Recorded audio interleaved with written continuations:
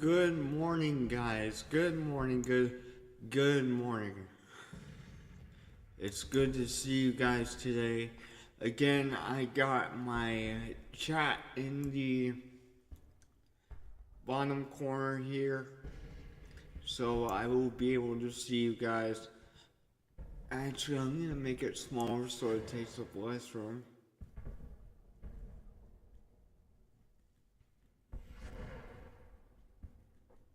That's about as small as we're gonna get there, I guess.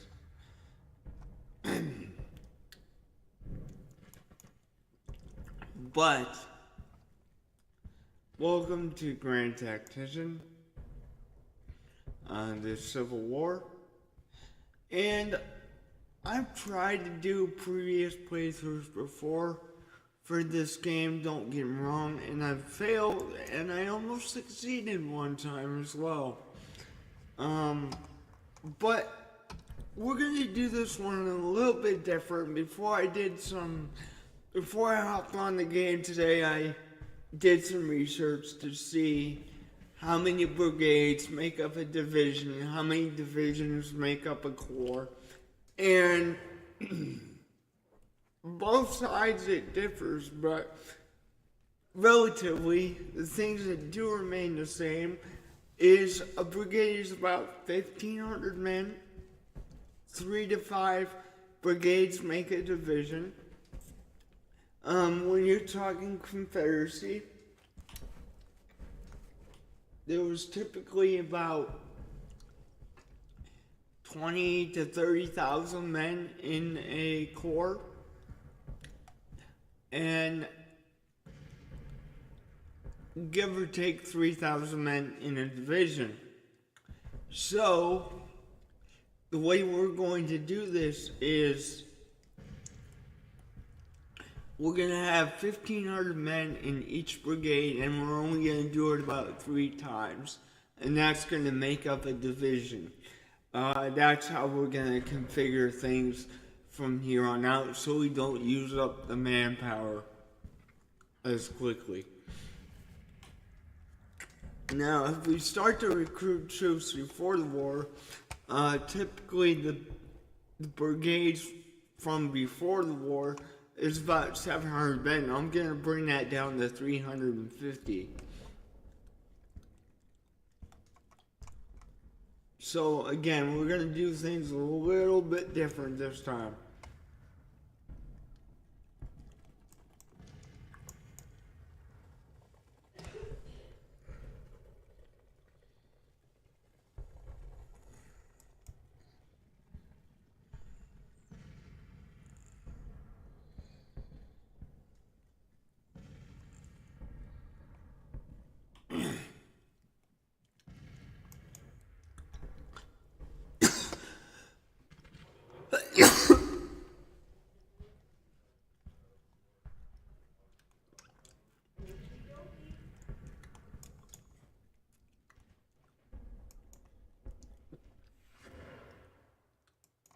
Indian allies? No, I don't want Indian allies.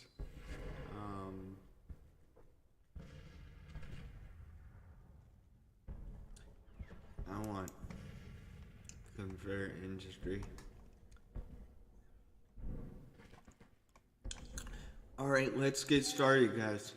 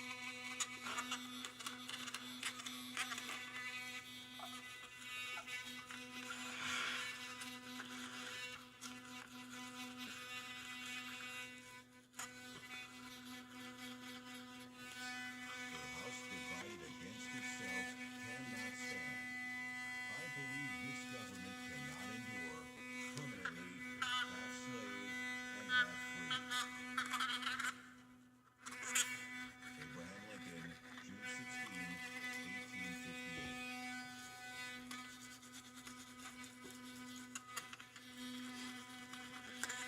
Chapter 1. A House Divided.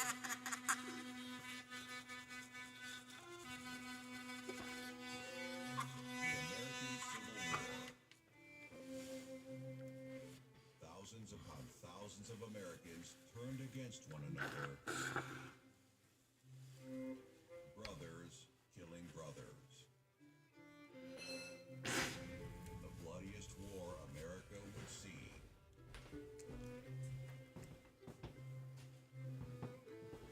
One engulfing the young nation in a maelstrom.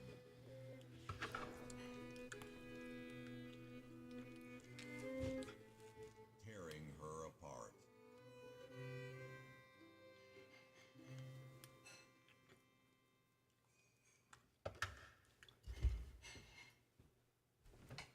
The Americans are no strangers to war.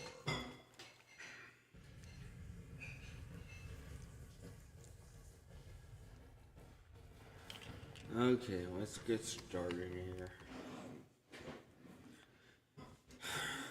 Alright.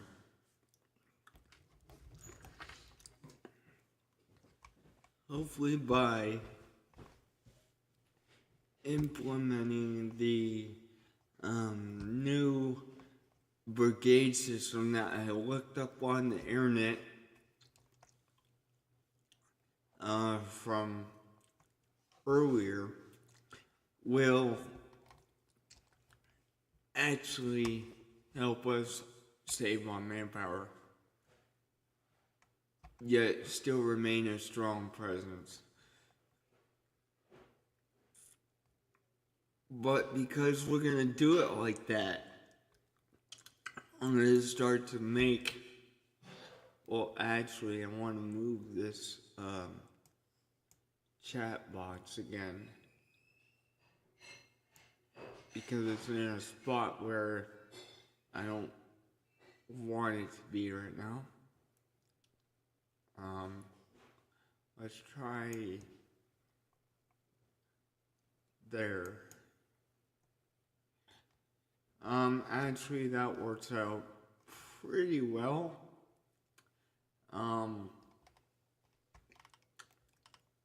Let me see here, maybe we can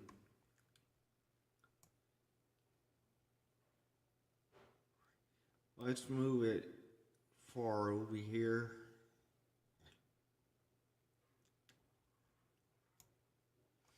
Okay, there we go. Let's see where it's at on the screen now. That should not hinder me at all. So that should be a good spot.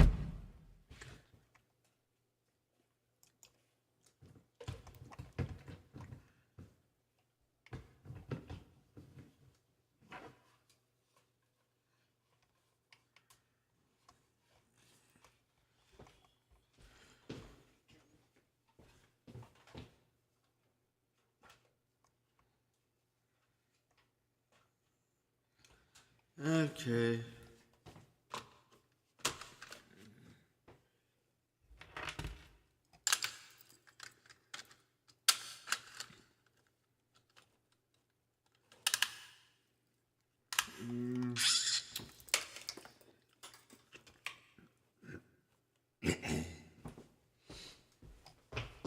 Okay.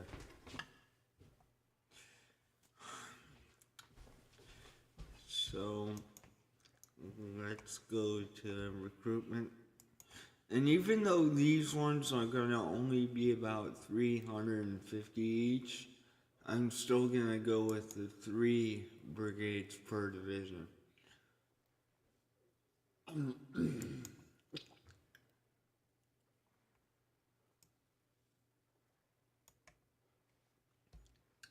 Okay, we got Lee under Bragg at this point.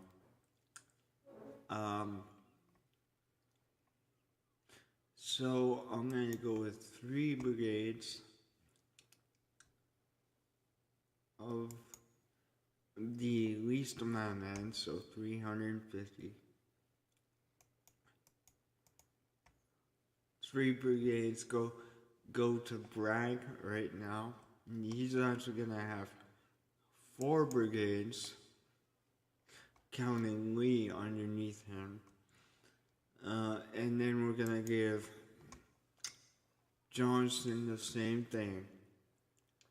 3 brigades. Bragg's just gonna have a little bit more. I'm gonna break off again, get a 3rd divisional commander in terms of infantry. And that's how I'm gonna do the artillery brigades too. But I think I'm gonna disband this one just because I want to configure it something different. So instead of giving this guy 3 brigades of infantry, we're gonna give this guy 3 battalions of artillery.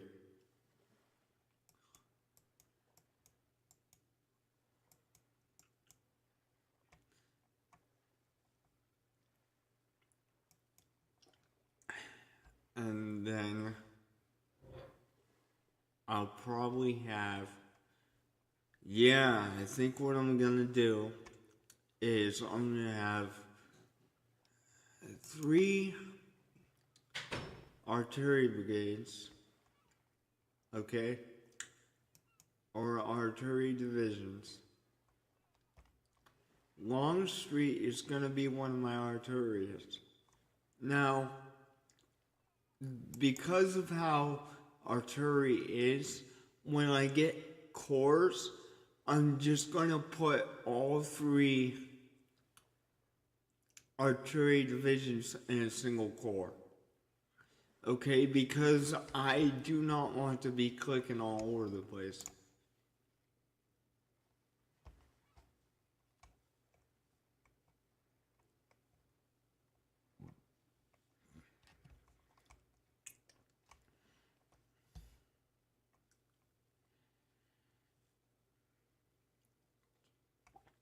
Alright, so now we just need one more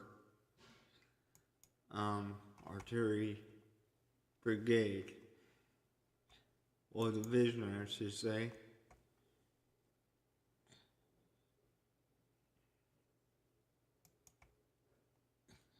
There we go. And what's going to happen is when I get corps, I'm just going to connect all 3 of those to make up corps. And then probably do the same with the infantry, but then later on have more than 1 infantry corps. Okay? So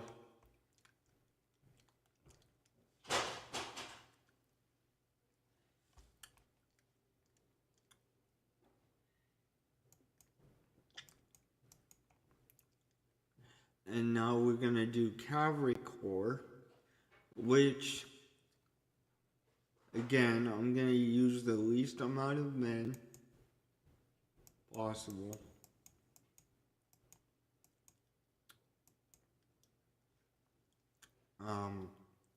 When I go and do this, so that way we don't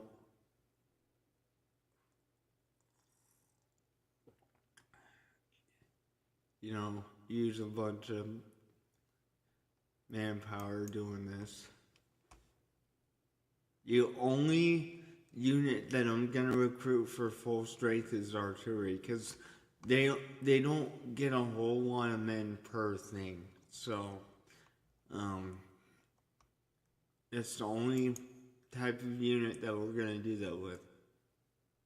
I'm just gonna get 3 divisions right now, because again, we're gonna build them the same way as we build the other ones.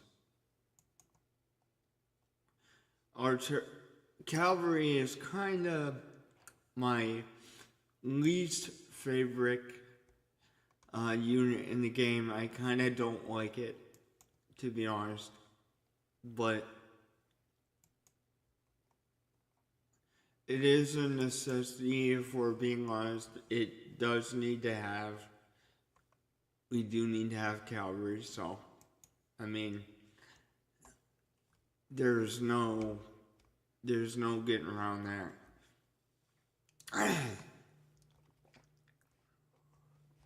And so that gives Beauregard, let's see how many men that is. That gives him an army of 7,000 men, which really isn't all that much, but you also have to consider that this is pre-war. These are being recruited at the rate of 300 each, or less, depending on what type of unit this is. But when we're talking infantry, just infantry as a whole, we're talking 300 each. So there really isn't much there.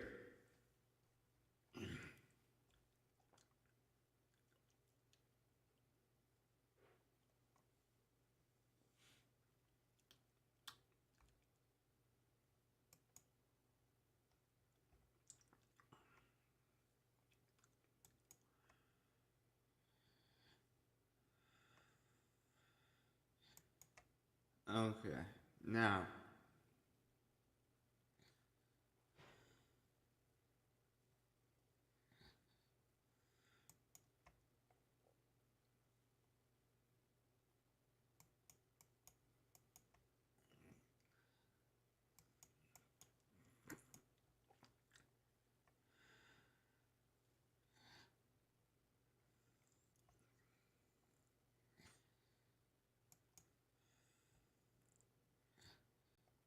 okay. Now we get in this guy, 3 divisional commanders. Not counting that guy because he's got to go underneath somebody. So this guy's gonna have 4 brigades instead of 3.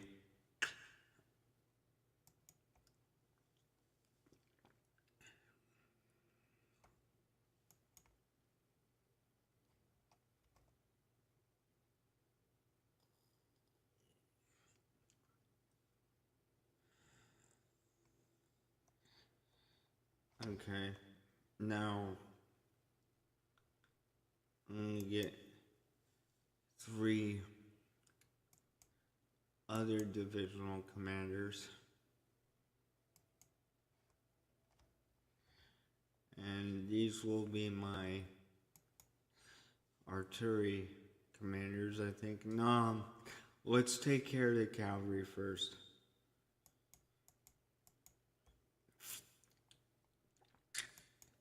This is so much easier than just clicking and adding 1 each. It really is.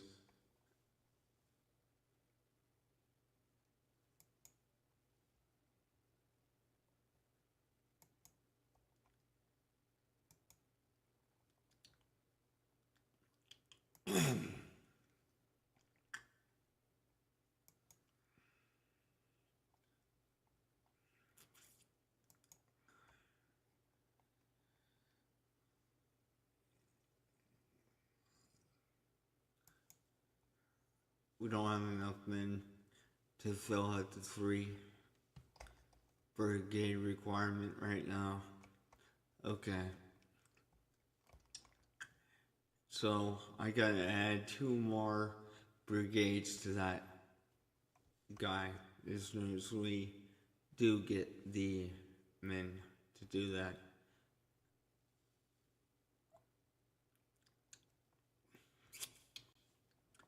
But the Florida State Militia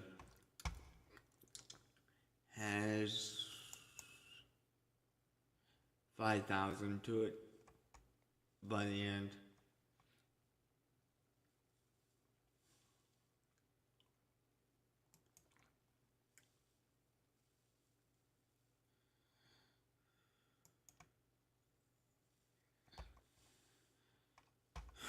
Okay.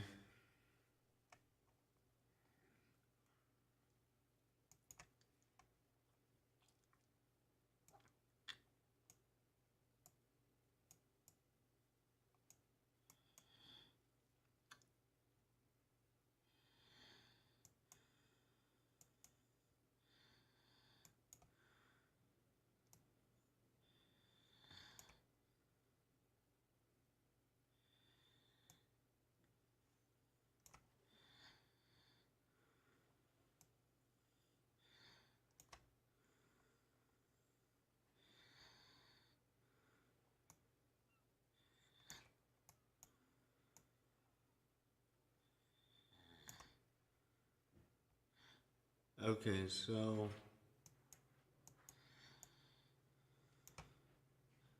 let's go about it like that.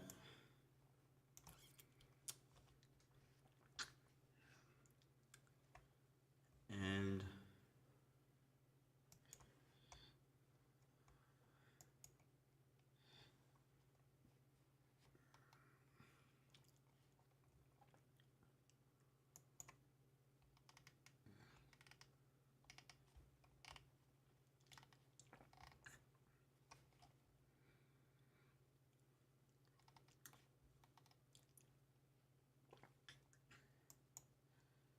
so normally I would not get two at the same time. However, this is the pre-war, so we got the time to waste.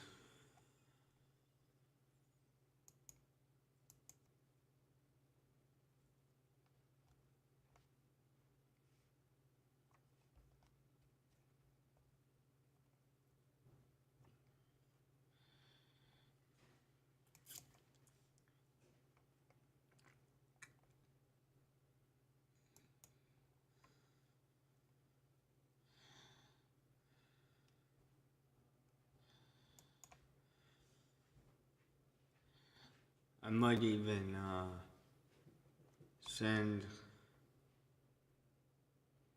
the Florida State Militia over to Tennessee to help with Tennessee. I think that's what I'm gonna do.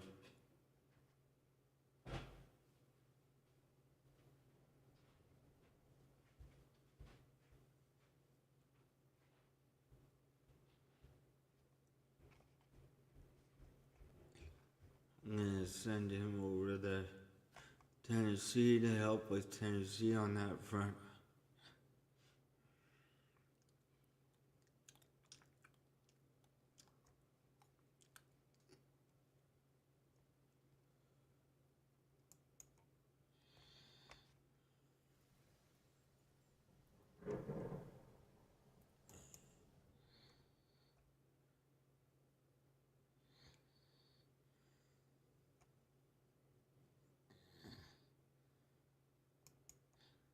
Yeah, and time's going down very, very fast, and I'm purposely doing it like that.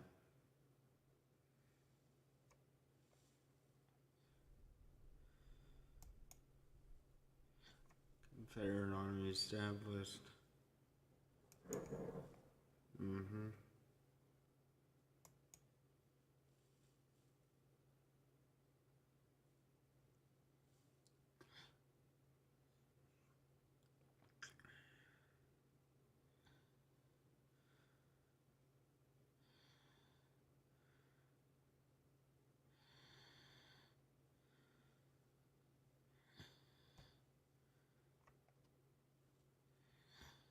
Okay, Davis calls militia. 12 months.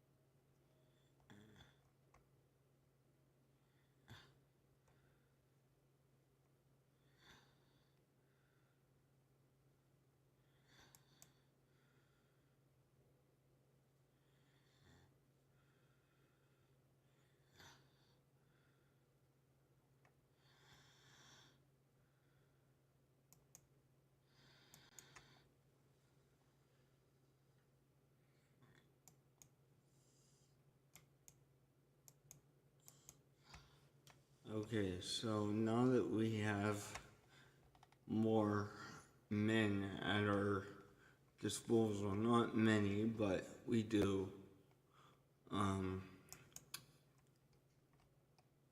we're gonna recruit the final brigades for Whitfield.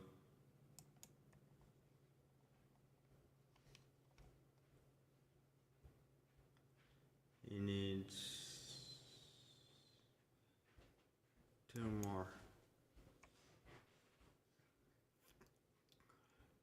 Since that. Okay, cool. Now, we've got our 3 cavalry brigades. Now we just need our artillery for this.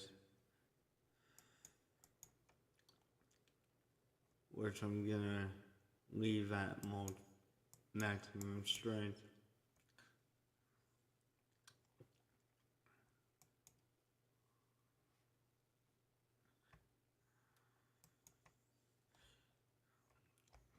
Okay.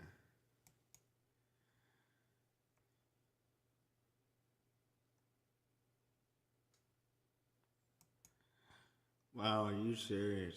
Hang on. Are you serious?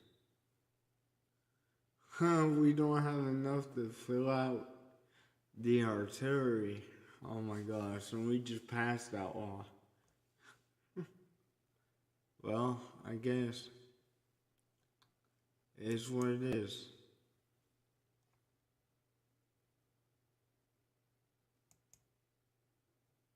So the Florida State Militia and the South Carolina militia need to head up to the north when the war starts and go to Virginia so that they can be the guard until we get a strong enough military to protect Virginia by itself. Then I might send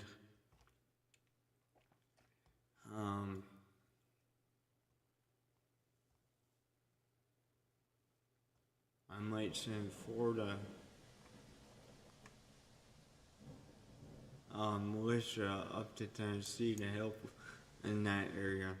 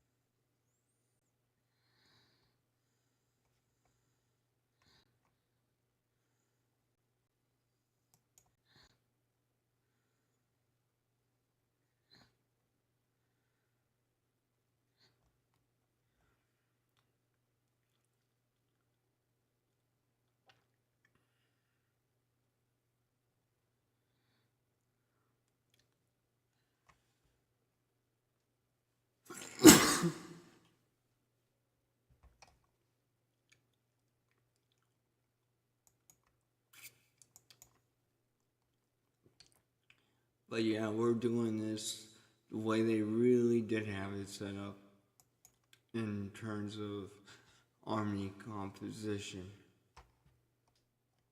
This step, secession, once taken, can never be recalled. We and our posterity shall see our lovely South desolated by the demon of war. Alexander Stephens, Vice President of the Confederate States of America. Chapter 2, The Demon of War. The election of Abraham Lincoln, an anti-slavery Republican, as the 16th President of the United States was the last straw, triggering secession. One by one, Southern slave states declared secession from the Union and formed the Confederate States of America, led by President Jefferson Davis.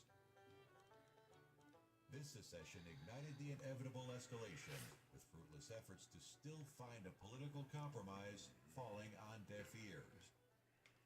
Advocates of armed insurrection and fire eaters roam the states with steel in their eyes, and the public is aroused to volunteer, to fill the ranks, to quell the rebellion, and to preserve the Union or to secure independence from it. Following open hostilities, President Lincoln's militia call for 75,000 volunteers for 3 months' service, sparks incredulous protest and loud outcry among the southern states. And these sparks set on fire the irreversible. More states secede. Now it's war.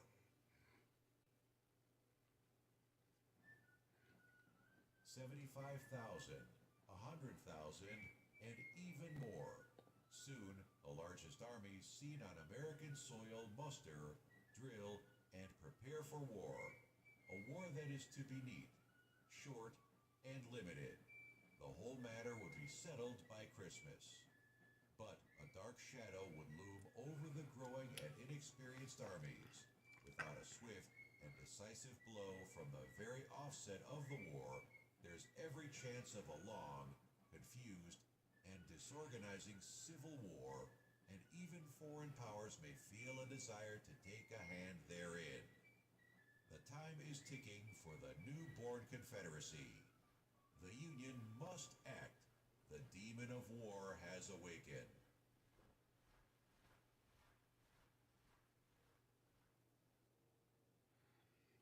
So,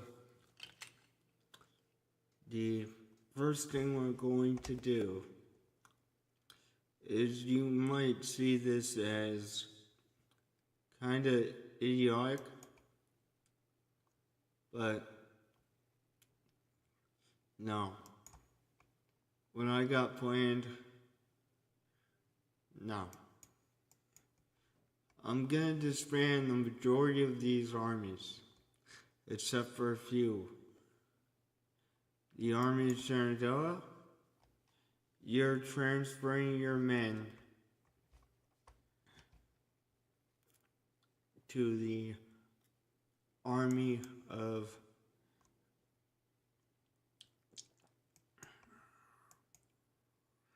Actually, to be honest, you should transfer your men to the Army of Potomac, because transfer.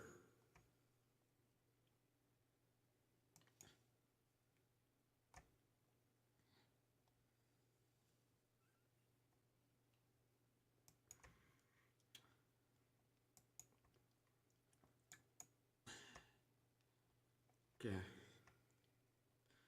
As of right now,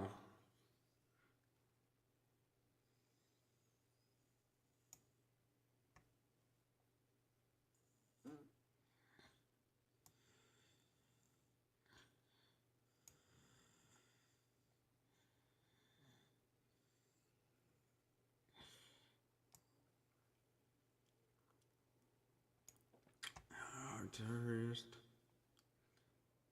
Okay. Boom. Now we got our 3 divisions. Again, I'm gonna compose these guys the same way I composed everything else.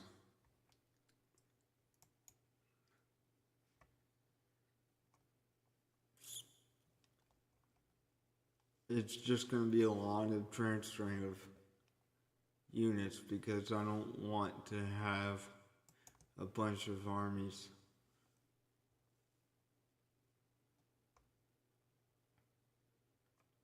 Missouri Guard, I'm sending you to the Army of Tennessee.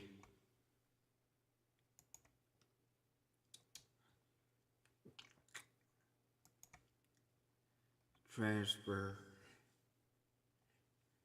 And the only reason I'm doing this is because I'm gonna be sending Beauregard and the Florida State Militia up to the borders as well. So we don't really need any more armies than we actually do need currently. I will raise new armies, new units up. It's like I don't want to maintenance these armies when they could be somewhere else.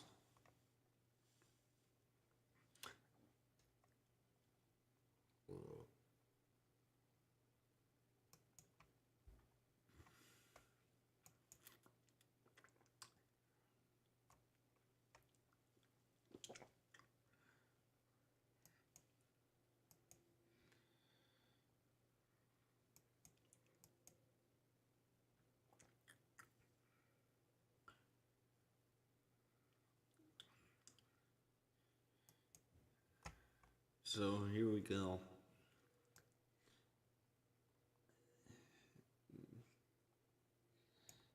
Missouri Guard.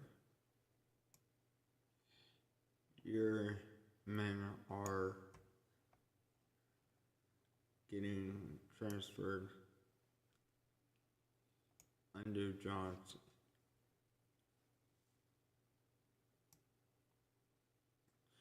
Then we'll worry about making the other divisions at a later point.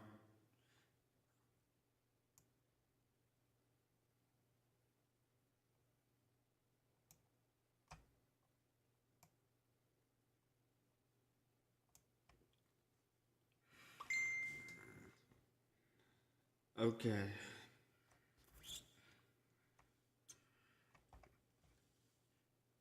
The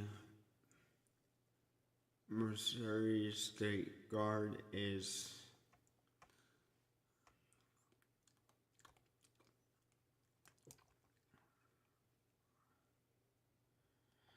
Western Army. We may need that one. Harper's division can go somewhere else. He's gonna go to Beauregard's army.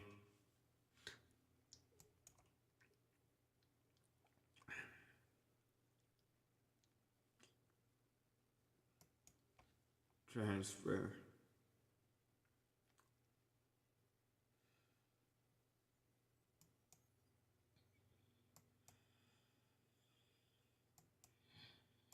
Army of the Potomac, Army of Tennessee. Well, you know, in all honesty,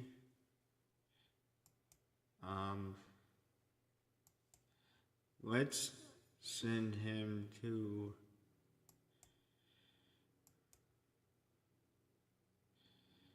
the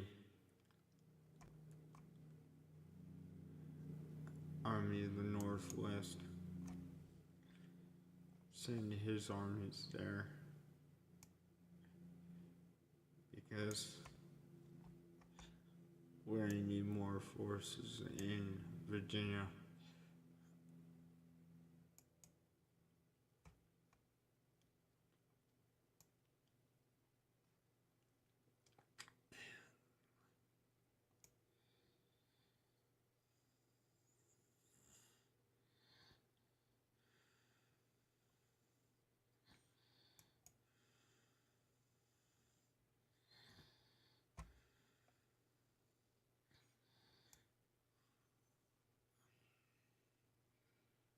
There we go. Save us some headache trying to manage so many armies.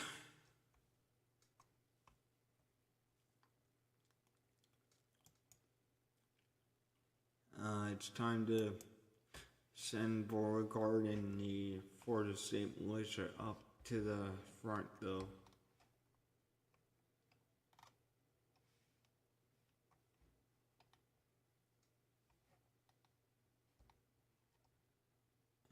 We're keeping the Army of the Potomac because, as of right now,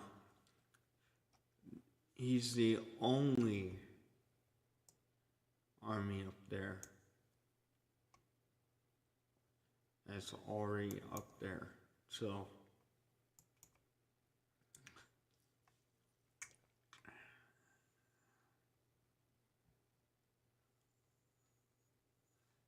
The Florida State Militia will also head towards Virginia temporarily. I'm gonna use him in Tennessee, more than likely. Eventually, once we get some bigger forces up in Virginia.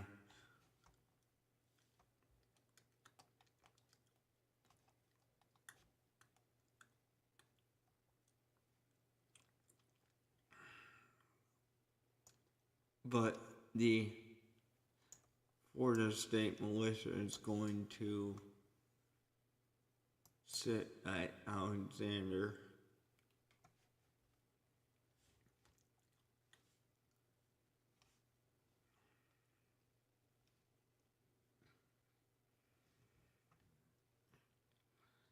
Alright, now we can unpause this.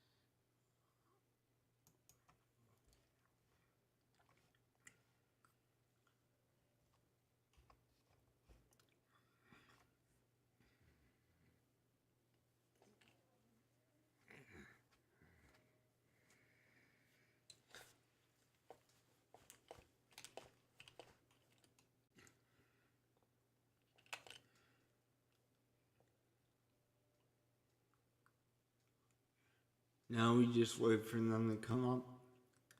And the armies that we do have now, I think, are needed. So.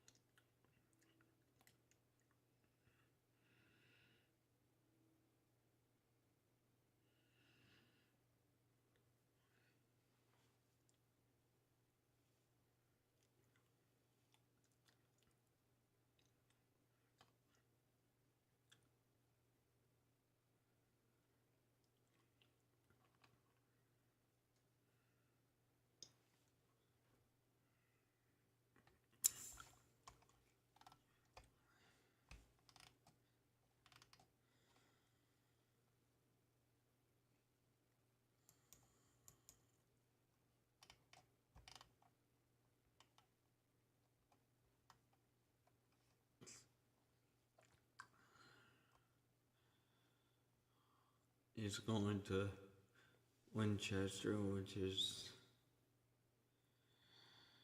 okay.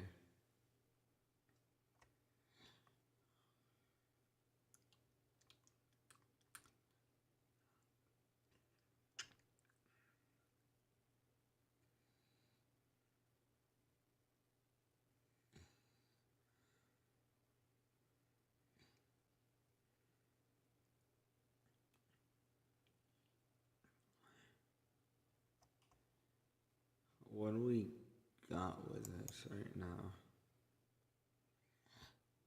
He has the majority of his forces. I think what we're gonna do is give this guy one more infantry division if we can.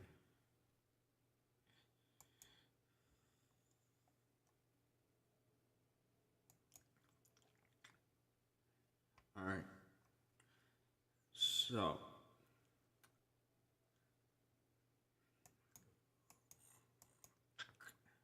3 infantry brigades for that man specifically. There we go.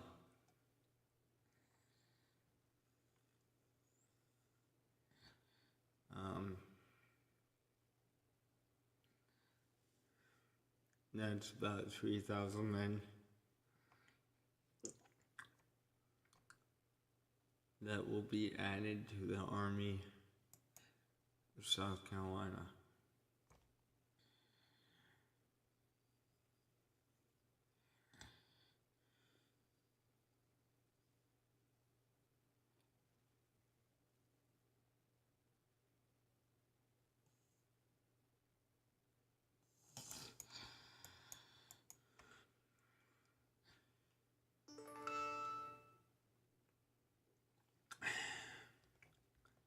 Okay.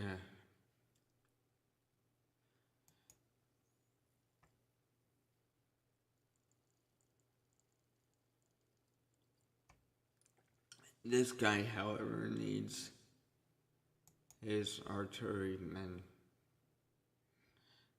And Robert E. Lee is going to be an artillerist.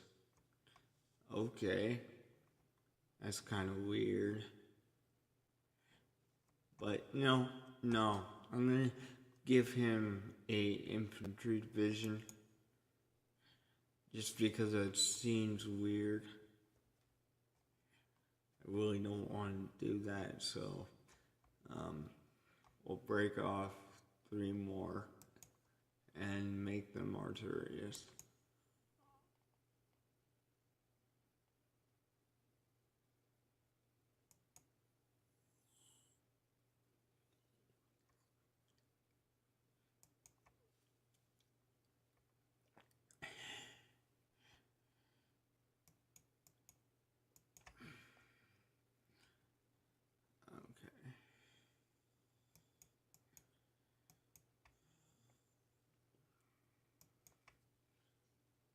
Boom.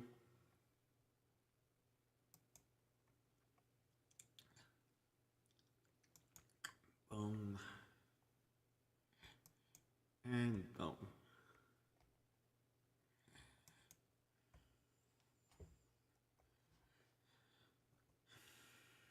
And the Florida State Militia now has 11,000 troops. So roughly we have 20,000 troops coming up to the front.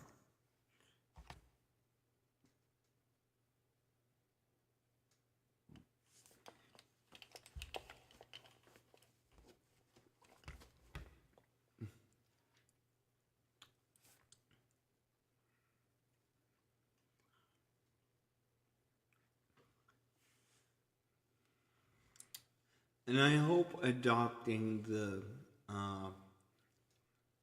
real life policies of the Civil War really help us out. I guess we'll find out later.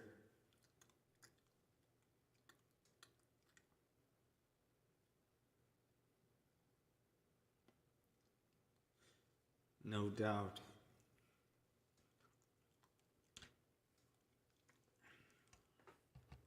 The Army of the Potomac needs men. So I'm going to recruit some for it.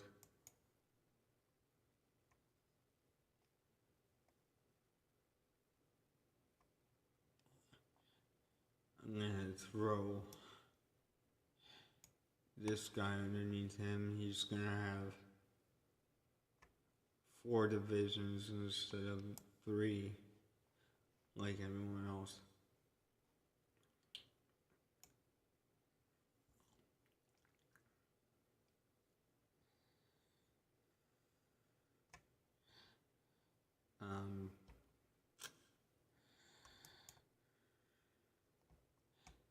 Yeah, well,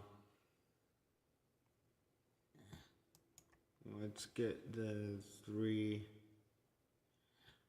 Actually, he needs 2 more, not 3.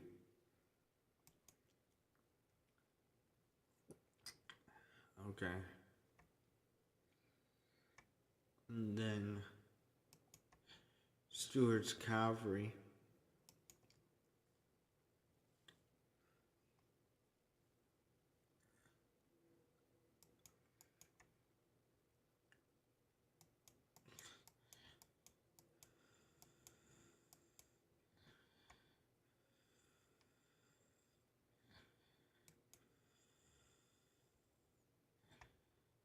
Okay. Now, I'm going to get 2 more infantry divisions for him.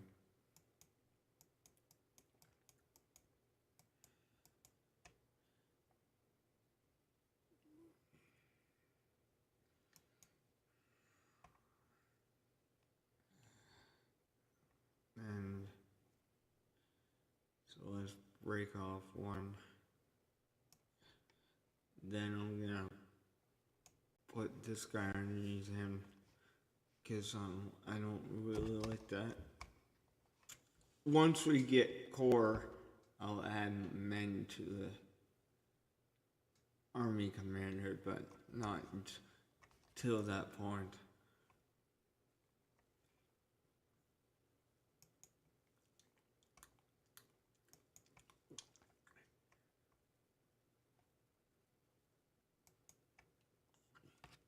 Nice. So now we have 3 infantry divisions, which should give them a standing chance. And I think I'm going to give him 2 more artillery divisions.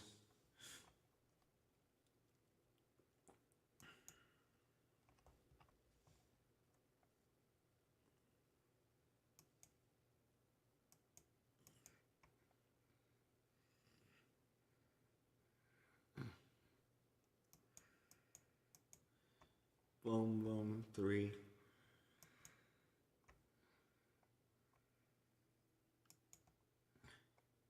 And 3.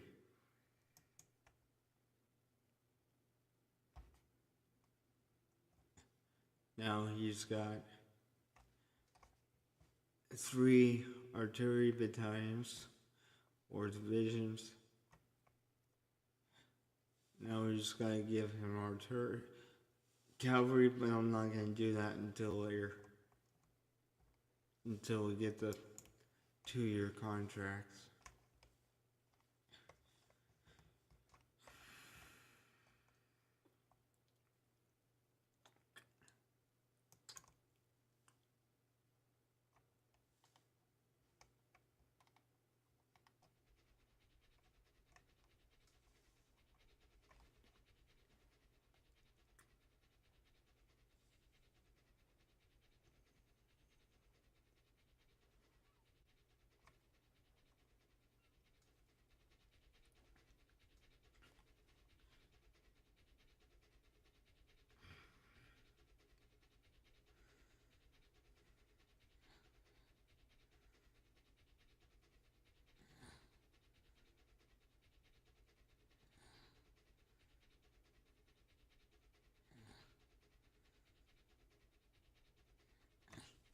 Okay.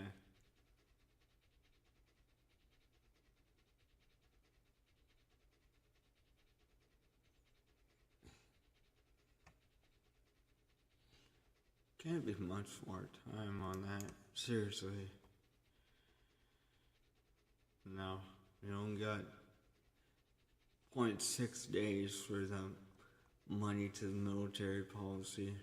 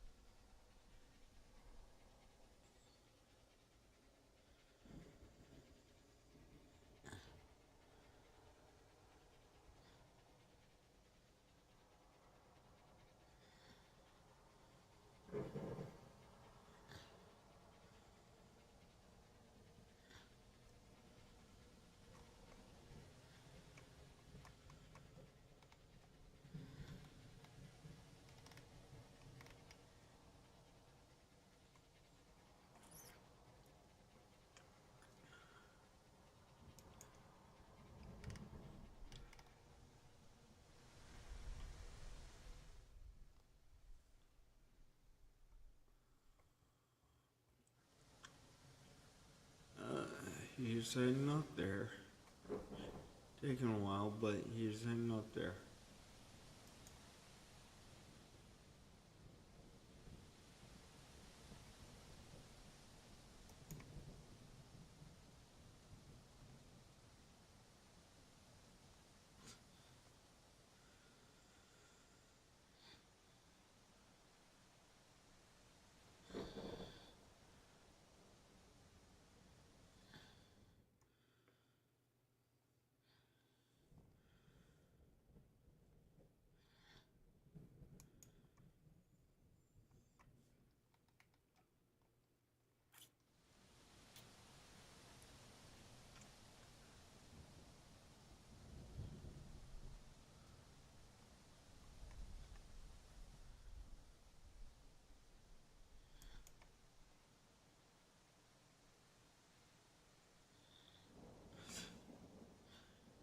That's crazy.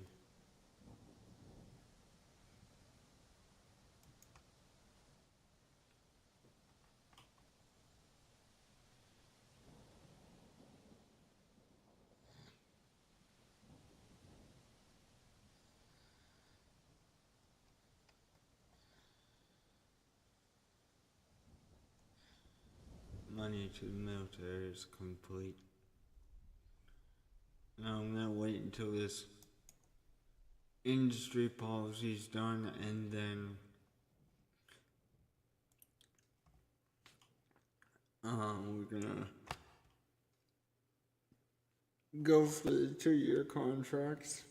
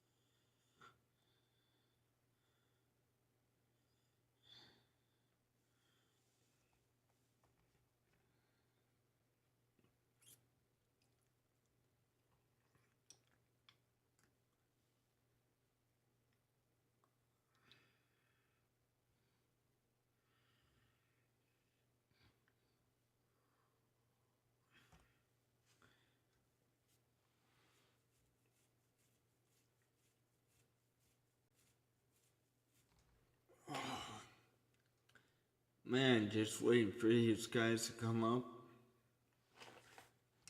Which I could speed them up, but I don't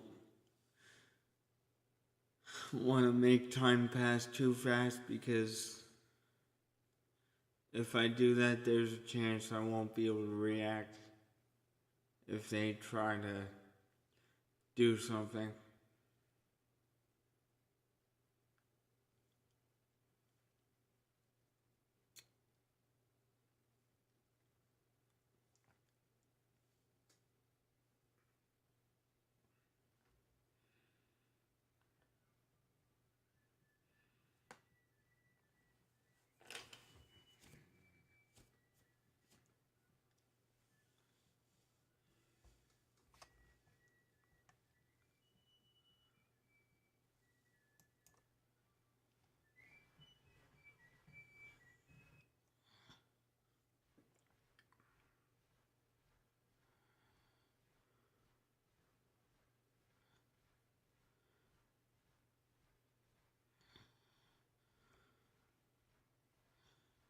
You know what though? I should build up the James River Squadron too. Alright.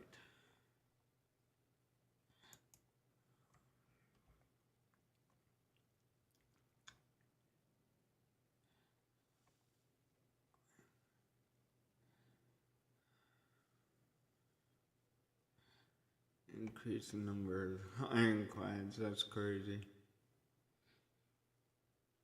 Warships. Yeah, we need warships.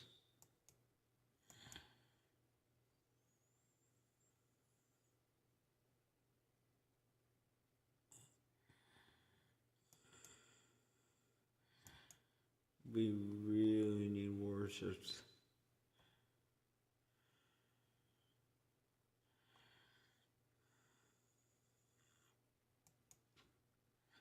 Bam. It's gonna take a while for them to build all that, but we need to keep the ports like free. So that's why I'm doing that. I don't typically focus on the naval aspect because it's all auto-resolved. There's really nothing you can do about it. But I would like to try to keep the ports free.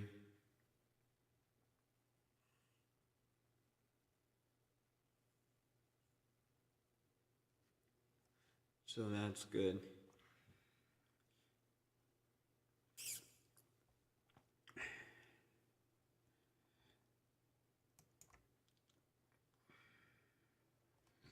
Maybe I'll bombard some of these fleets, these forts on the river. At the same time.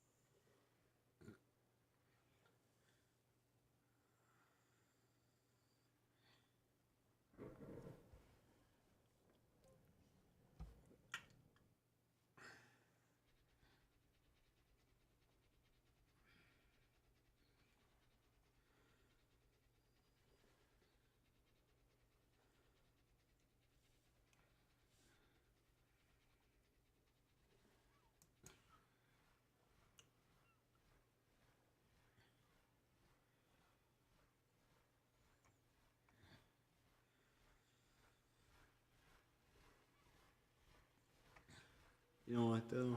I need to move the Army of the Potomac slightly closer to the edge here. what we're doing. I forgot to turn that off. That's alright, we'll manage.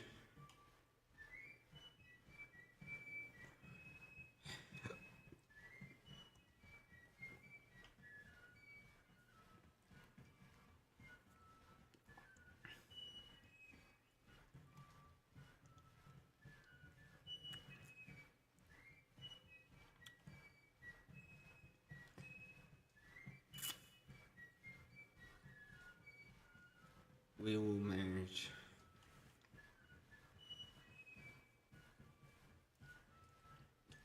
Makes it more realistic that way, I guess. I just don't like it because you have to sit there and wait for your officers to get their orders, and sometimes it's kind of too late.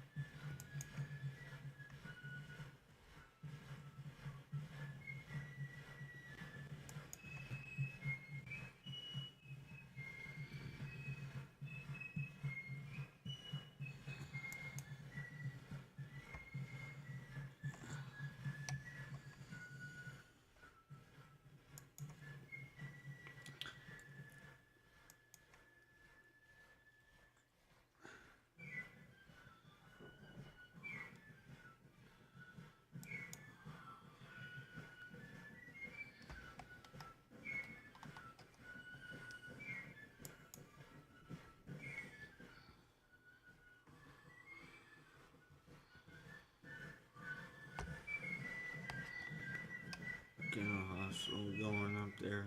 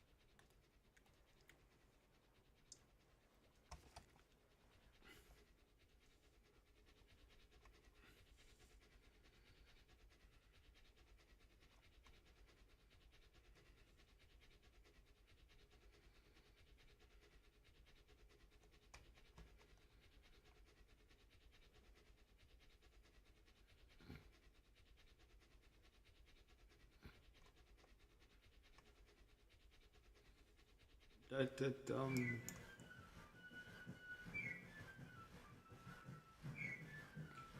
5.5 days till that's done.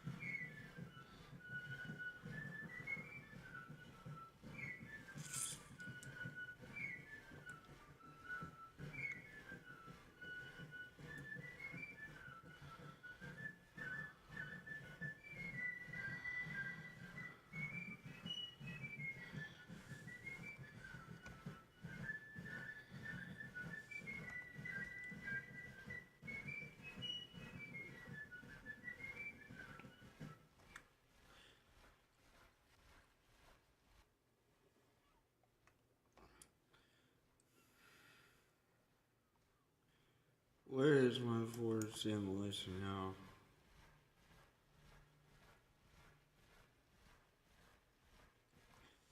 You're in South Carolina. Shit.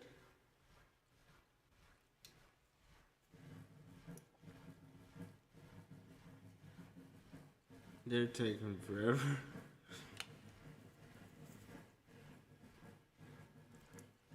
Don't get me wrong.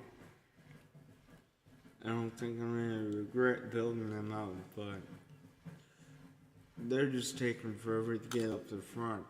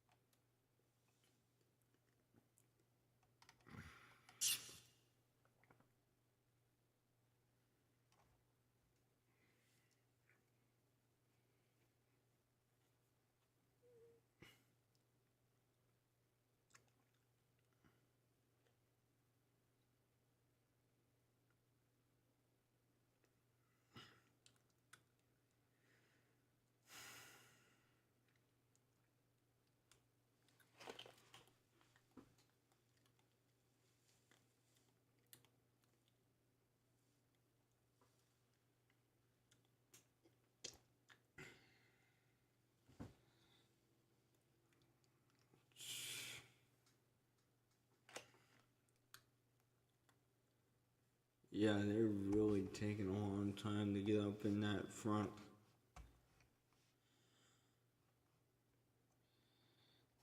That's okay. I got a decent amount of troops up in there.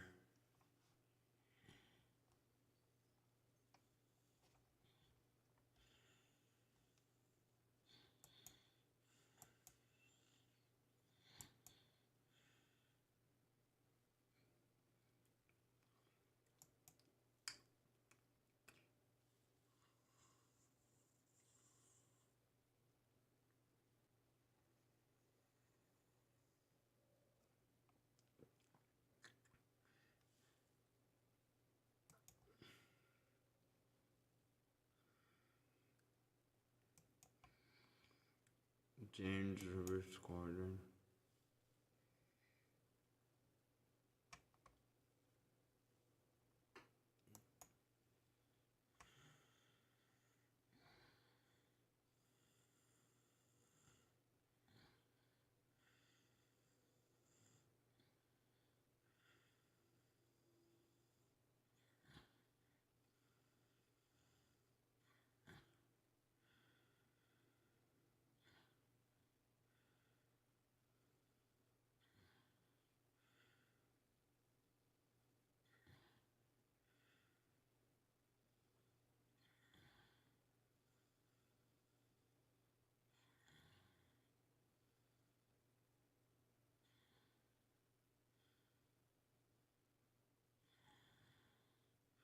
under construction. 130 days. That's crazy.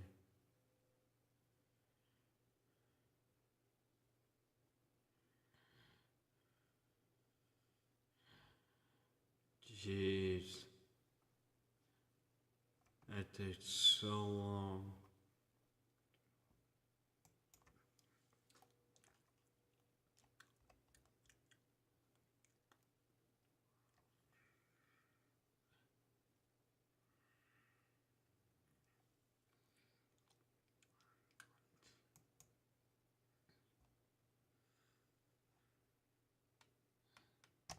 Okay.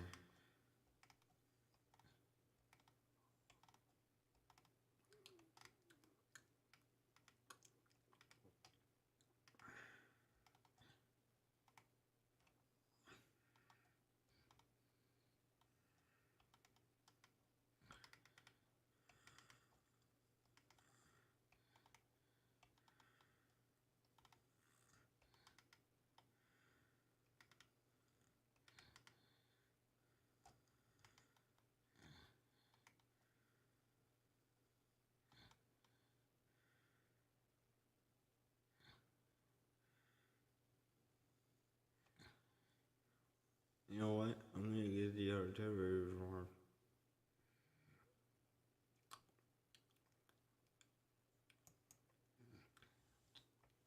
That will allow us to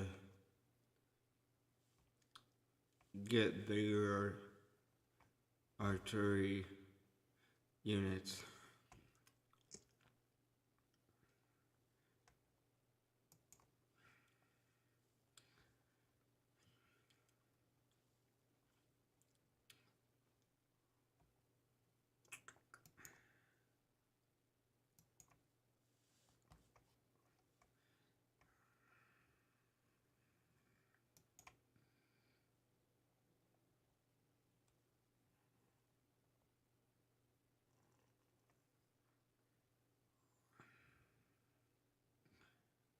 So actually,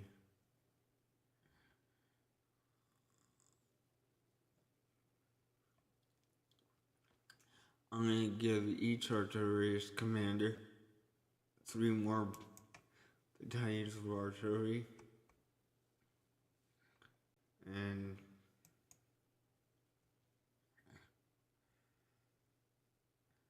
whatnot.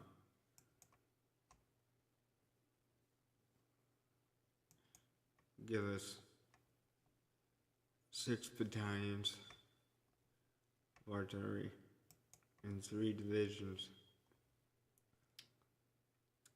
And this will be 9 battalions.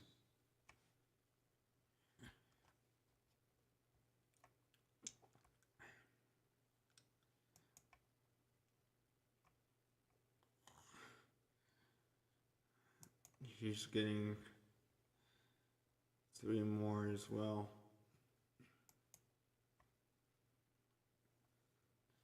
Every artillery commander is getting 3 more battalions because of the reform.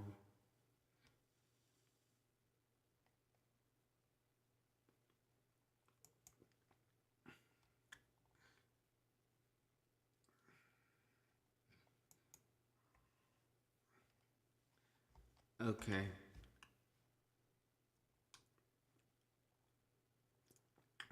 The reform is just about complete. Not quite yet.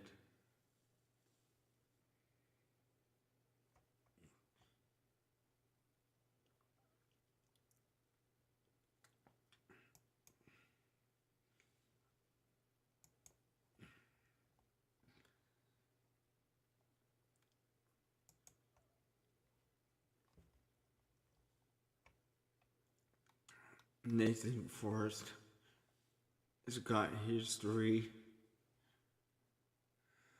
Okay.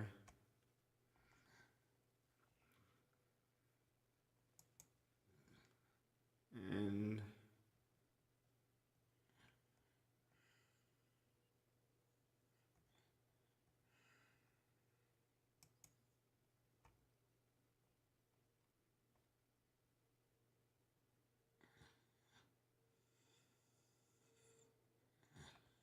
9 guns.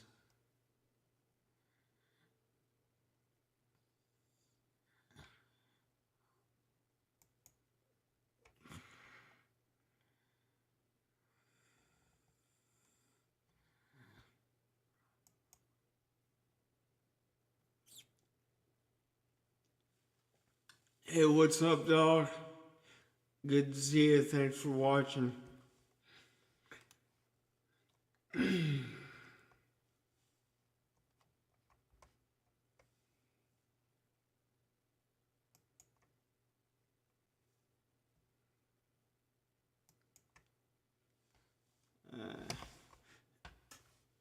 As I said, basically I gave them more artillery because of the reform. That means that Beauregard has 126 guns coming his way. And let's check on the other ones.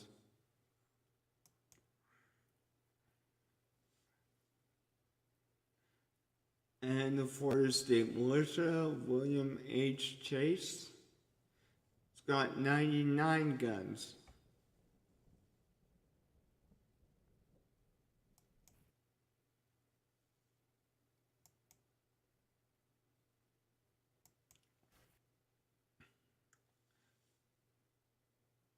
And the Army of the Potomac, under Brigadier General Philip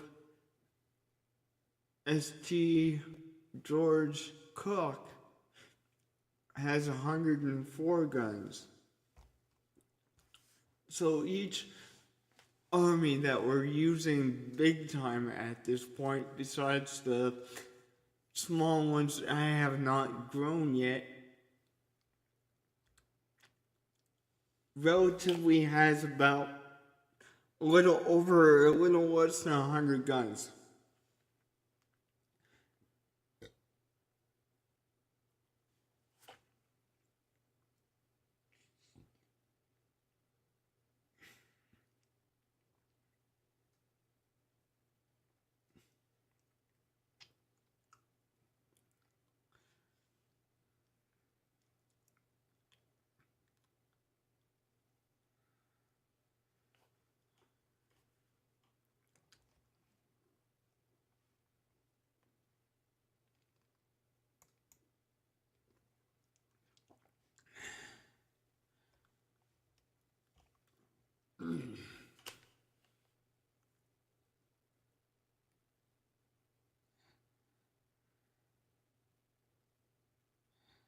$17,000 men for Cook.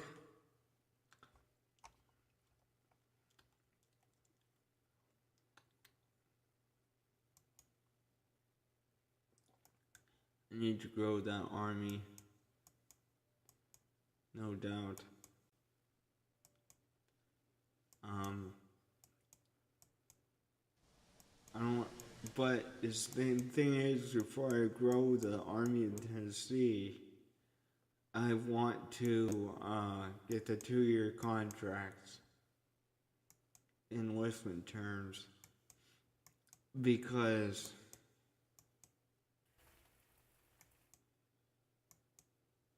to be truthful, Tennessee is not that big of a theater. They don't really focus on that. So I built the 3 armies that will be taking care of this area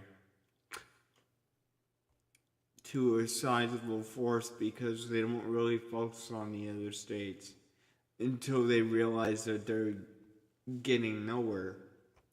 So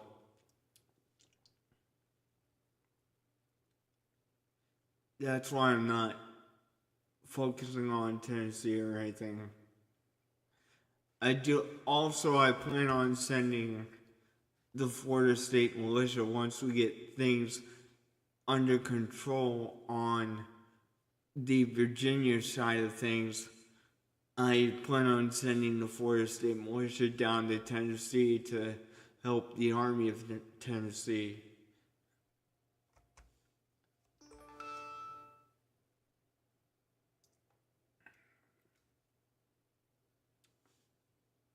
Okay, we got our industry pack.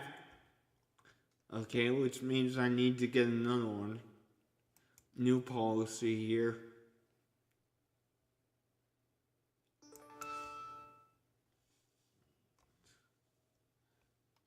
Okay, let's get the 2-year contracts. Then once we get the 2-year contracts, I'll start doing the economics.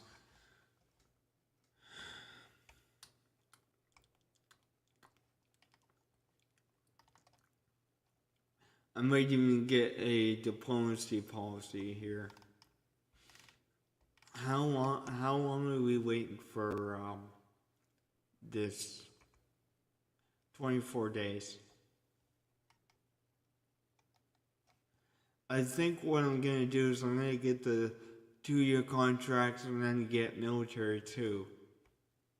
And then we'll focus on this stuff.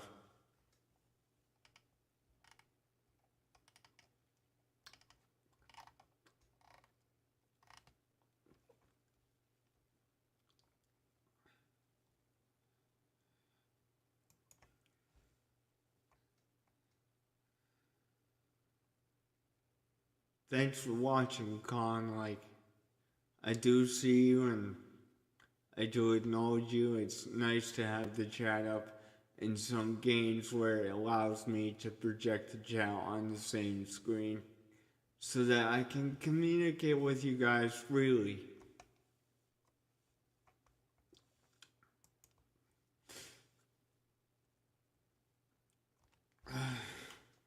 As of right now, this game's kind of a lot of sitting and waiting.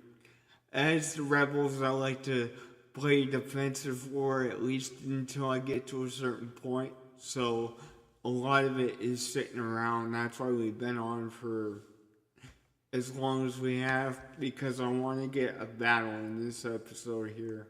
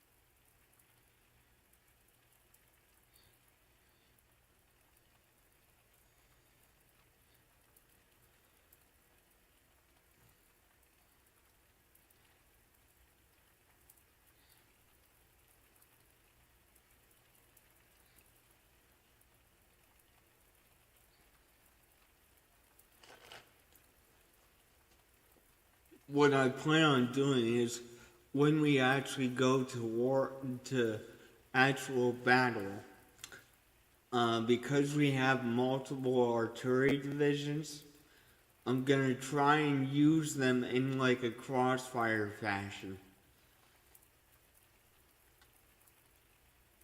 So that it's just absolutely devastating, especially if we get British guns.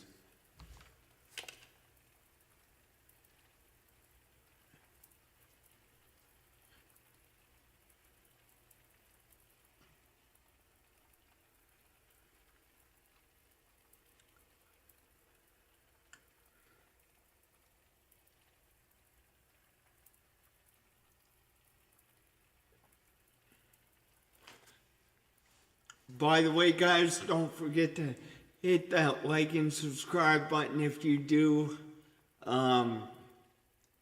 If you do like what I'm doing, because like I'm grinding every day. To me, I might not get paid to do this right now, but to me, this is my job. So I'm grinding 6 days a week, 7 days a week, and then editing. I would say I probably spend 9 hours editing, depending on the video, almost every day.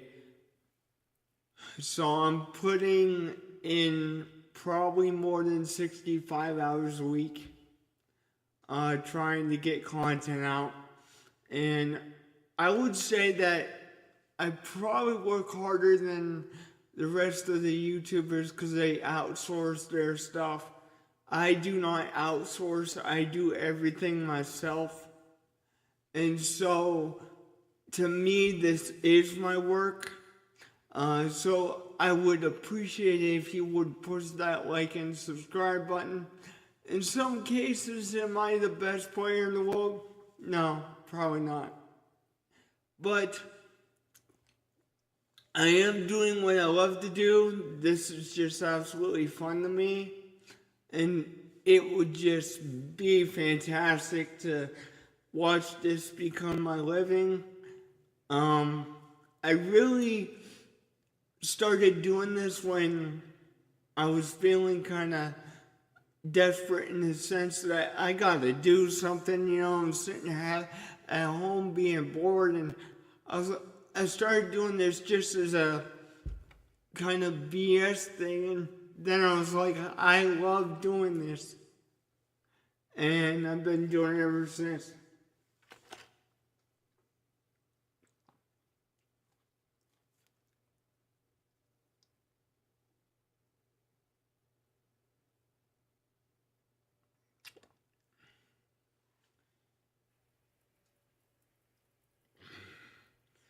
But yeah, the Confederacy campaign at the beginning is a lot of sitting and waiting. If I can prepare my army before the Yankees do, which is not likely, then I will actually just go invade them first. But more than likely, I'll be sitting here until they cross over, trying to get things done.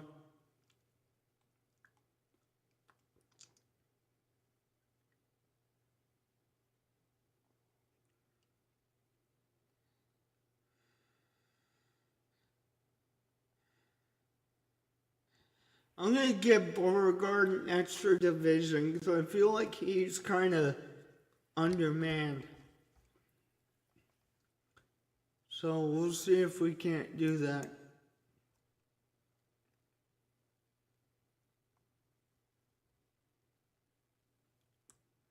I mean, it's only gonna be about 12,000 men when he's done.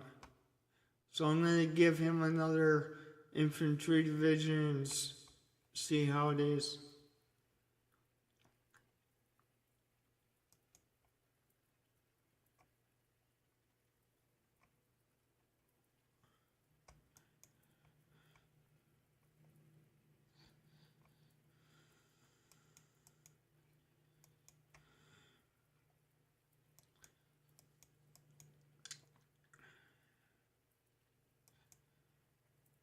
There we go.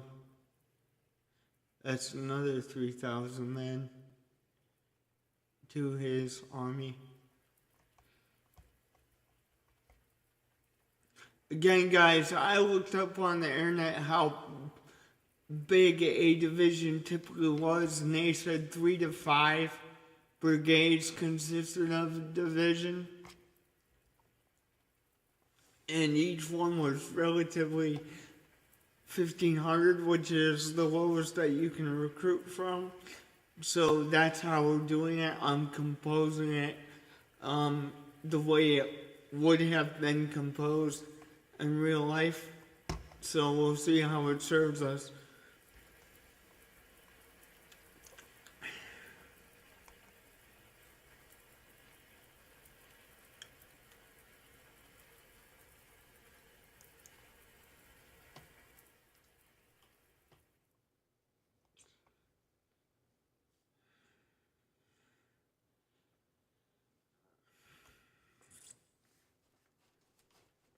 But having multiple division commanders like this actually, I think, will serve us quite well because we'll have plenty of opportunity to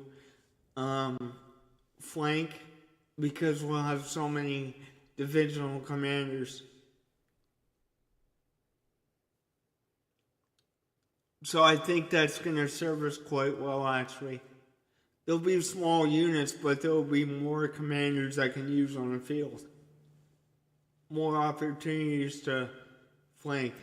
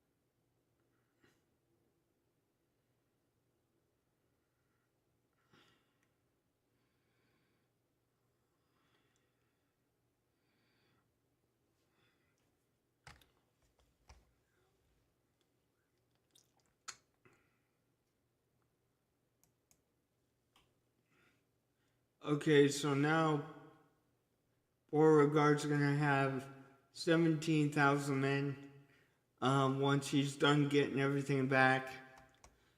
So I don't think he's undermanned anymore. So I'll tell you what we're gonna do.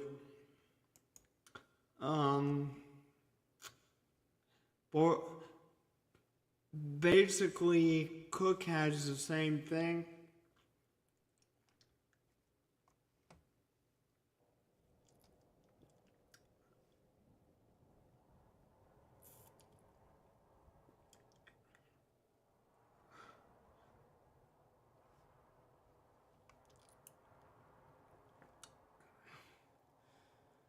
Okay.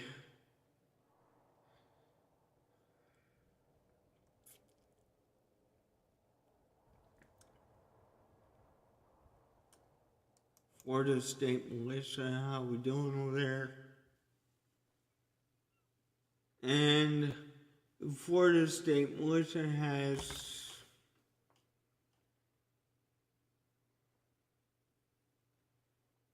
11,000, so let's see how this is configured here.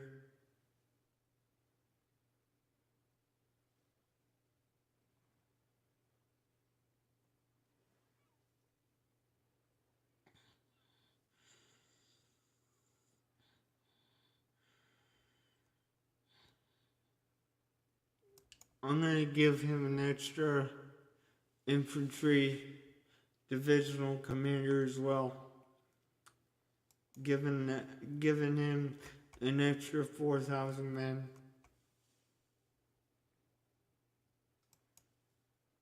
There we go.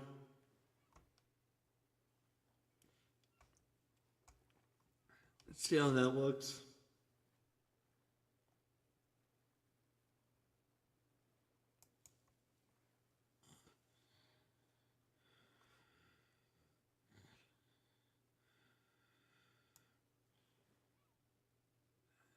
There we go, that's better.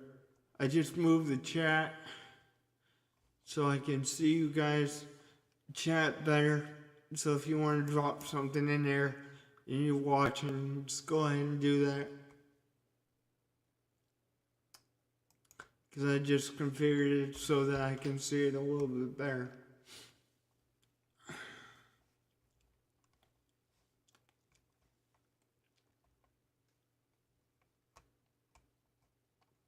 Okay, so when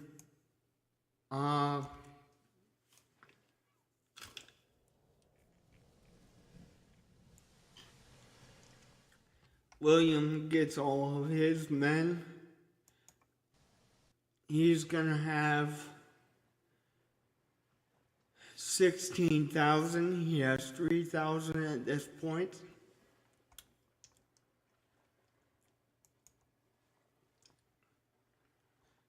So I may move an army to Tennessee to help the Army of Tennessee.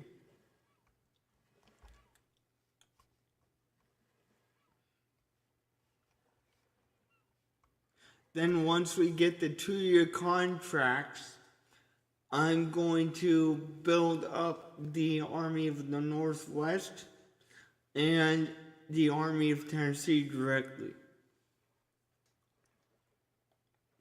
Right now, it's just a lot of recruitment and army building, but eventually there will be battles.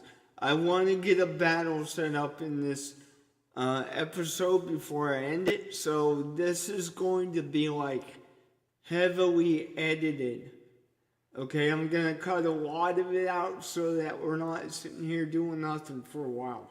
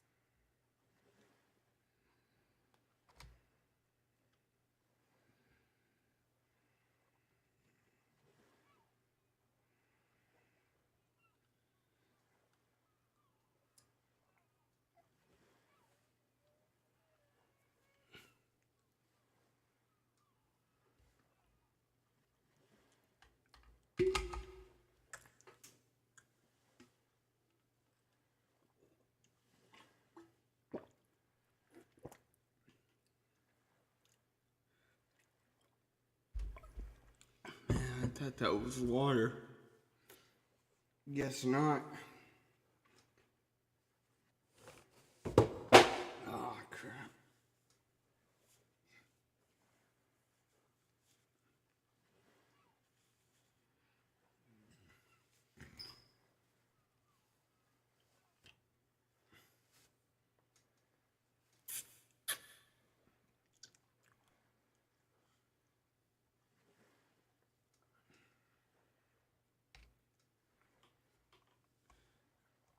And if you guys have never really seen this game before and you're watching now, you might be wondering why I'm sitting on my butt for so long.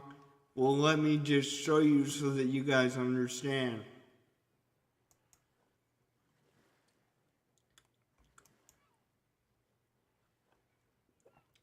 You see these colored units? This means that they're already there. These light colored units that are almost clear, that means they have to get there, okay? So that's kind of why I'm sitting on my butt and waiting so long.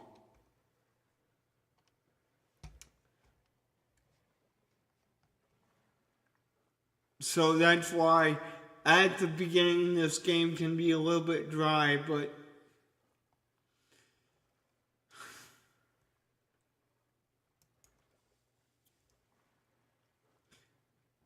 I promise you it'll get better.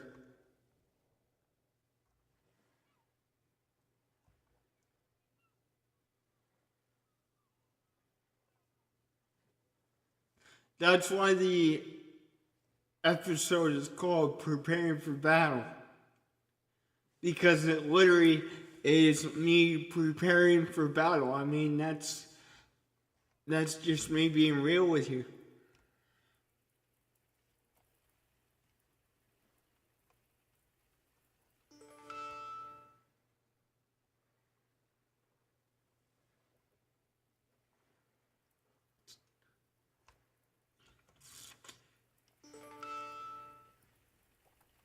You know what though?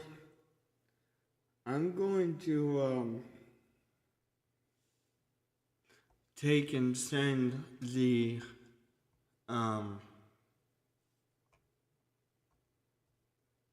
Florida State Militia down to the other corner of Virginia, where the Northwest Army is. Because he's not that strong yet.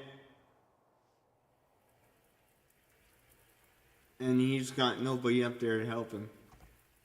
So that's what we're gonna do there.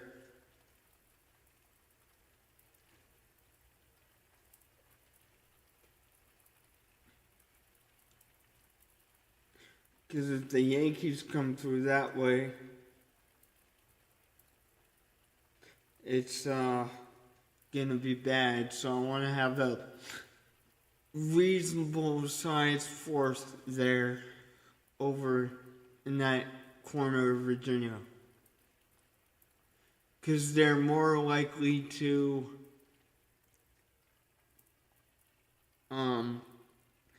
come through Virginia the first time than any other state.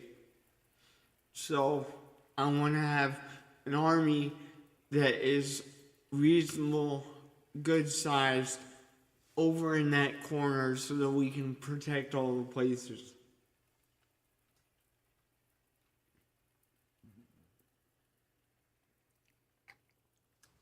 Okay.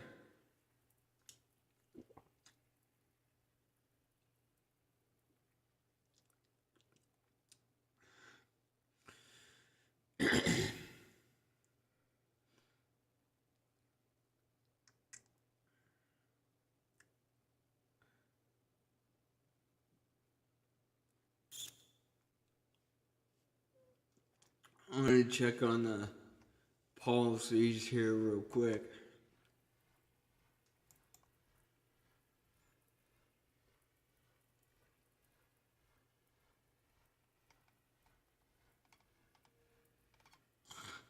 Oh, wow. We got 17.99 days until the 2-year contract, which is 2 weeks and a few days, which really, in all honesty, isn't all that bad. I expected it to be worse. We might be able to grow the Army of Tennessee and the Army of the Northwest before the Yankees even decide to show up. But I am sending the Florida State Militia over that way just in case they try to do something.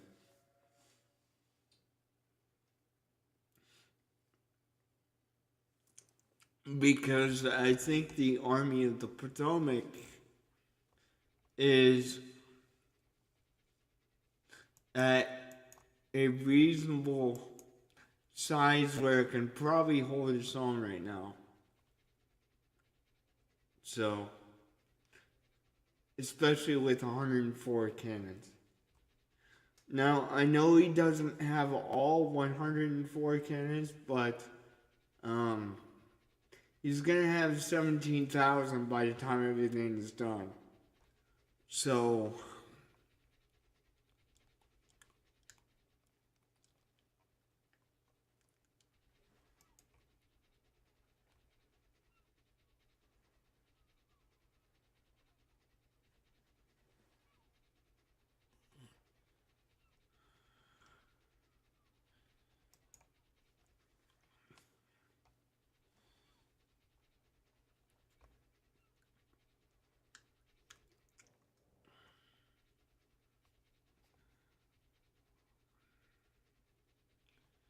I'm just sending the Florida State Militia up there to protect him until we do get the 2-year contracts and we can build that force up.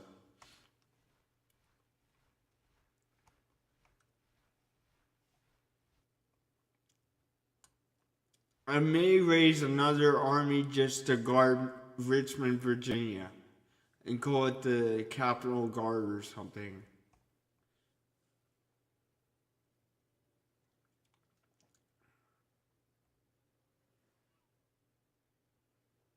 Which they will be um, a reasonable size to protect Richmond.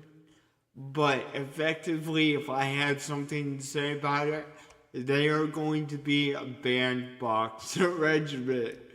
I mean, if you don't know what a bandbox regiment is, it's basically a regiment that was raised up and they don't do anything. They get made fun of by everyone else because they just sit around.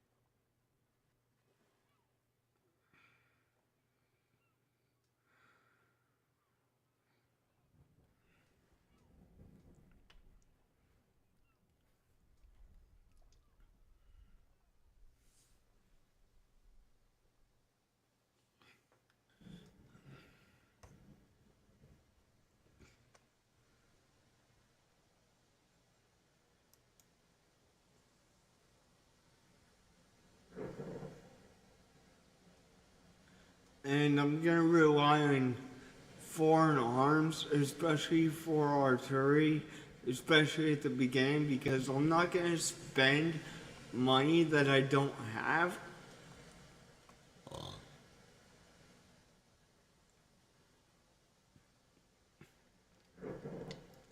You're going to have to excuse me for burping there, but let me show you what I mean.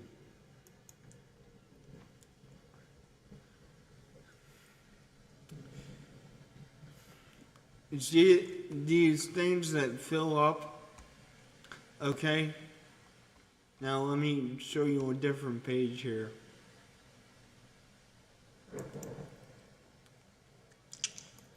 The industry page, okay, once you fill these to a certain point, you can build this particular building very, very cheap. And so when it comes to building the industry, I am going to do it. I'm not going to neglect it. But I'm going to wait until I have the money to actually build that type of building. And it looks like we need ironworks and mills quite a bit.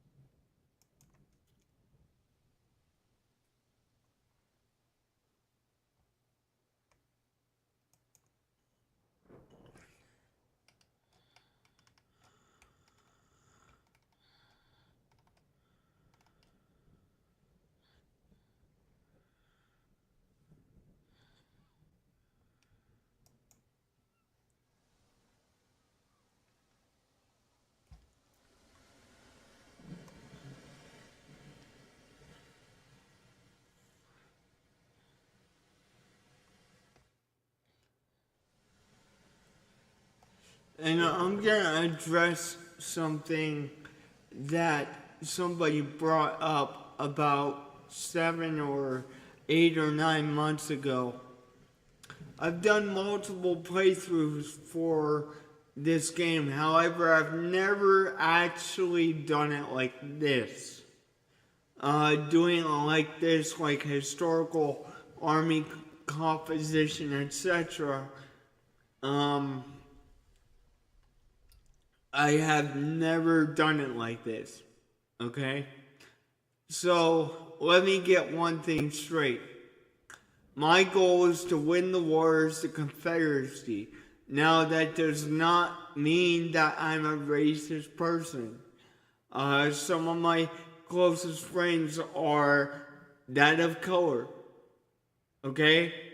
The only reason I'm doing the Confederacy is because I want to change history.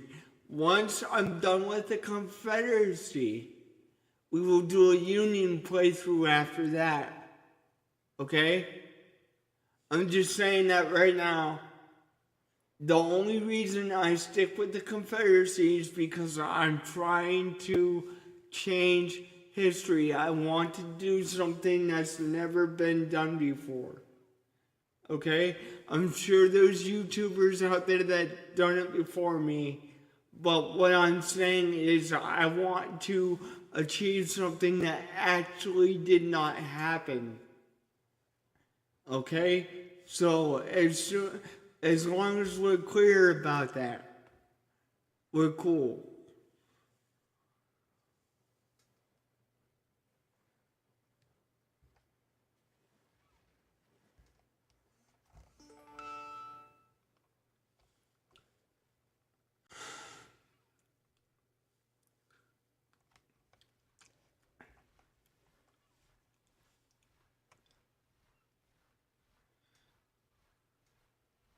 We got about 40,000 men in the army of the Confederacy right now, all together.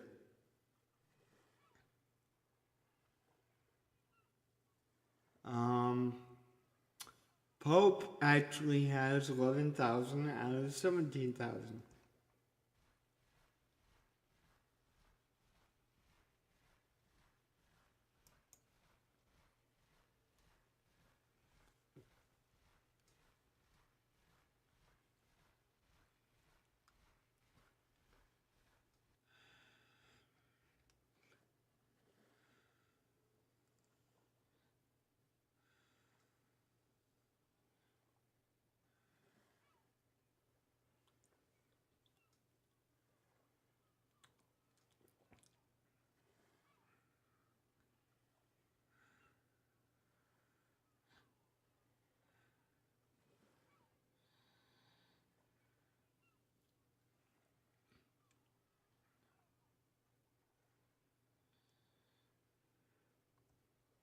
Okay, let's check on that pulse here really quick.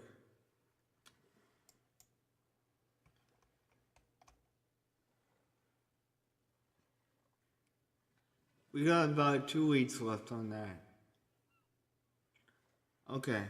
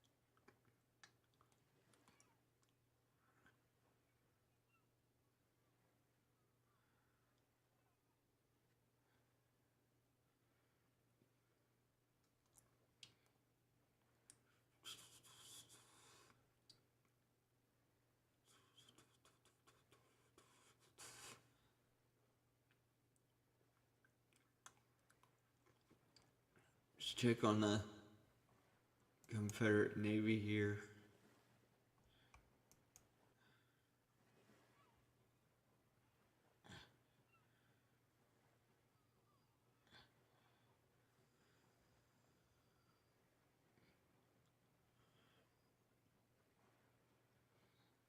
Wow.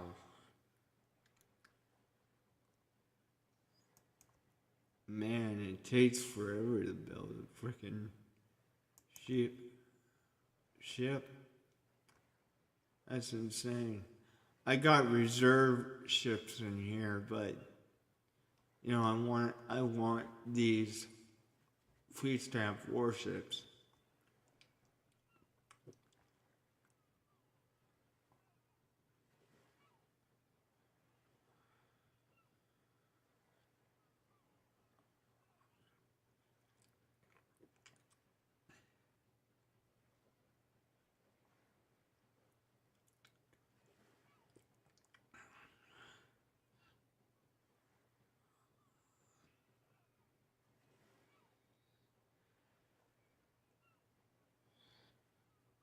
Geez, 125 days for the... That's insane. That's nuts.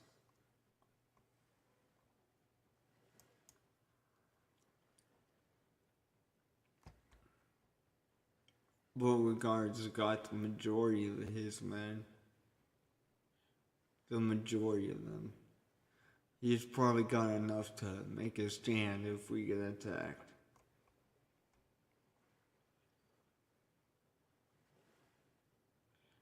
That one's about 2 months away. That one is 2 months away. That one's a little less than 2 months away.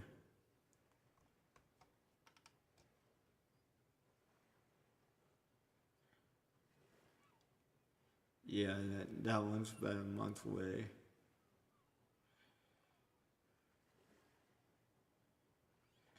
Yeah, he's gonna get his artillery before he gets anything else.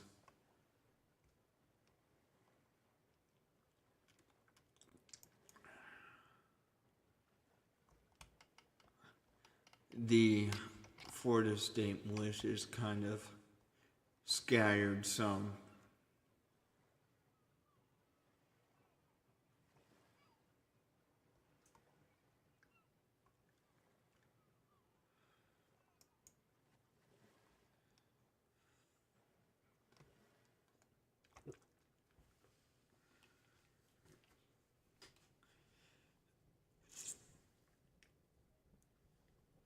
Yeah, the Florida State militia still has a lot to get. He's got 6,000 out of 16,000.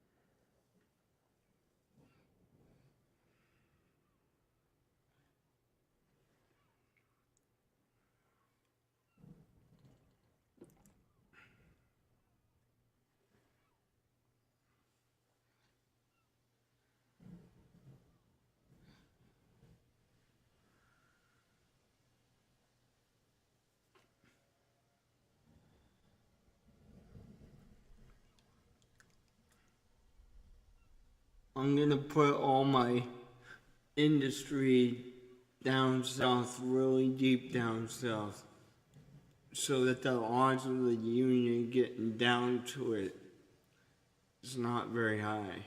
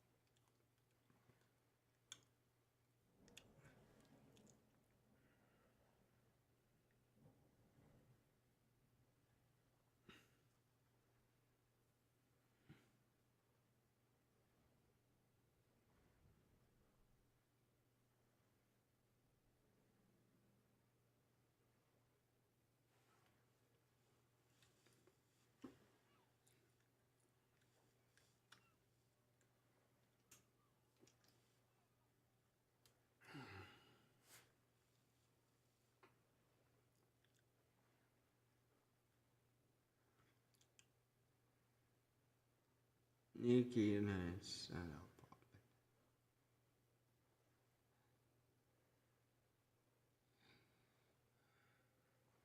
You know what? Building a railroad doesn't sound like a bad idea. Guess more railroads going through the country.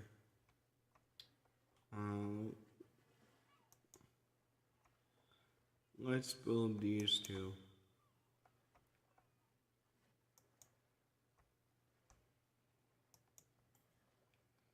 There we go.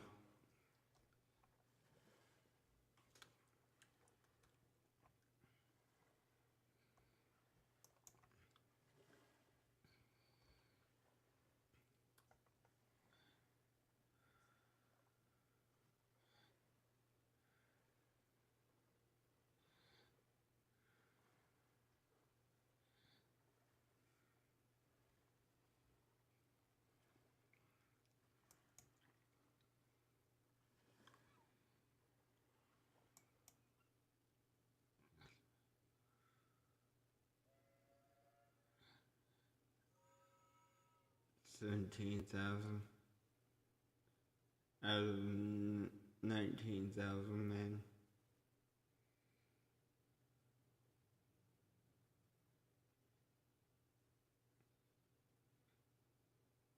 No.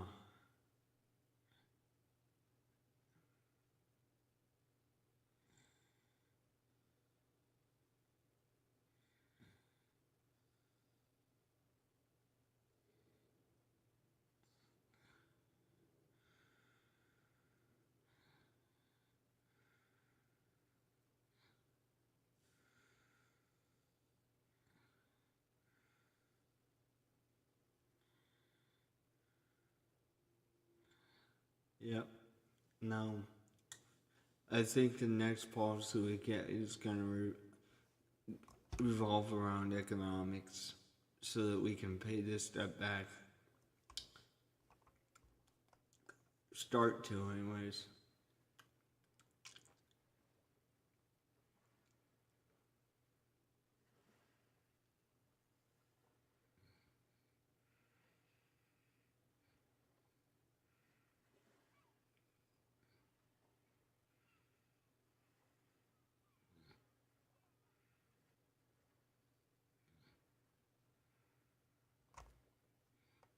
Yeah, I like that idea. How far are we from actually getting 2-year contracts? Appear to be like halfway done. Okay, so 11 days. So I'm just gonna round it up to 11 days.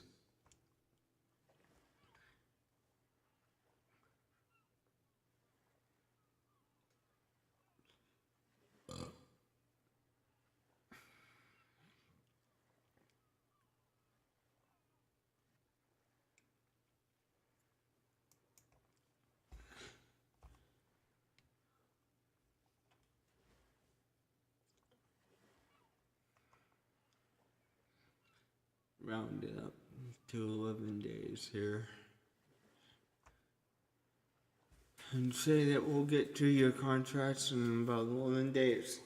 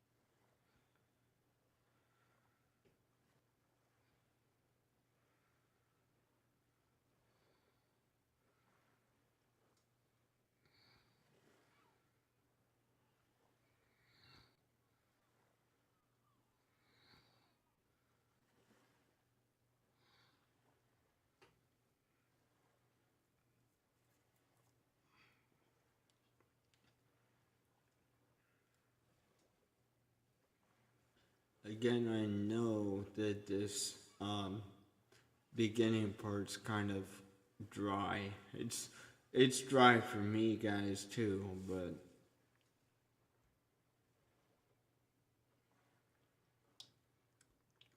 we are gonna get a battle here, don't worry. That's my plan.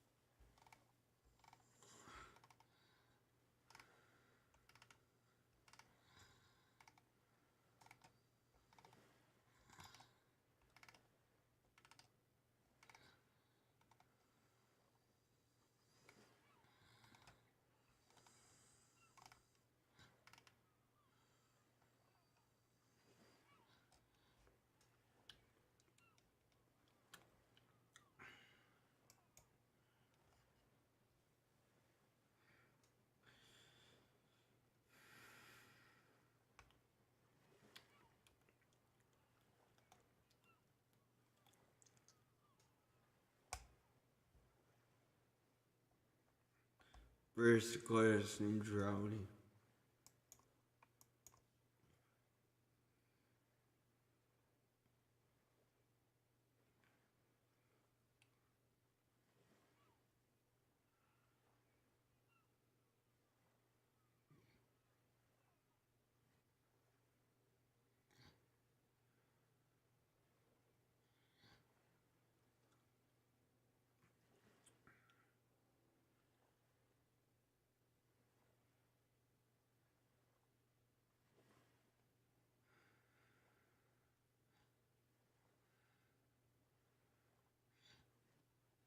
$44,000 men in the army now.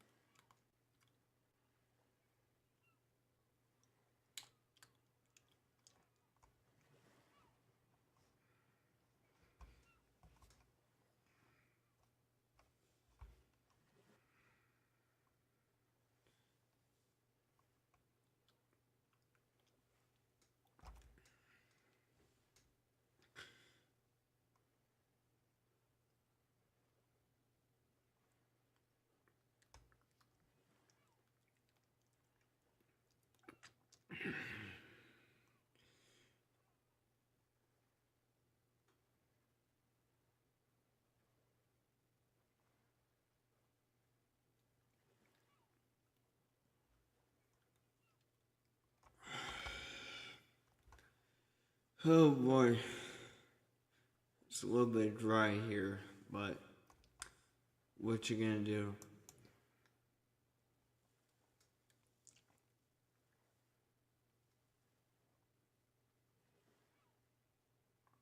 $8.2 days left.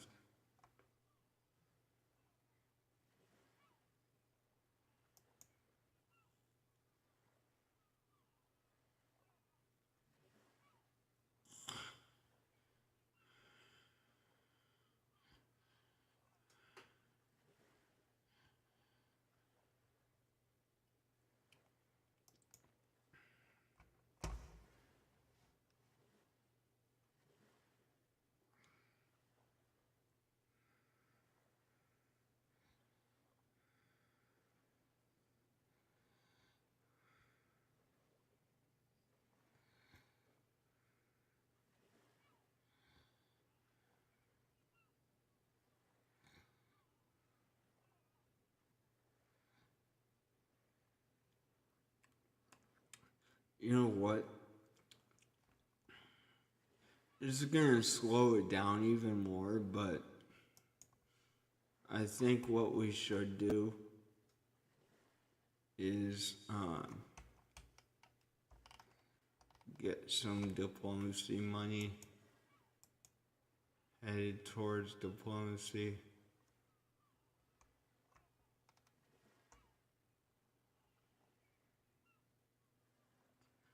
And it'll be about 2 weeks before we get 2 contracts.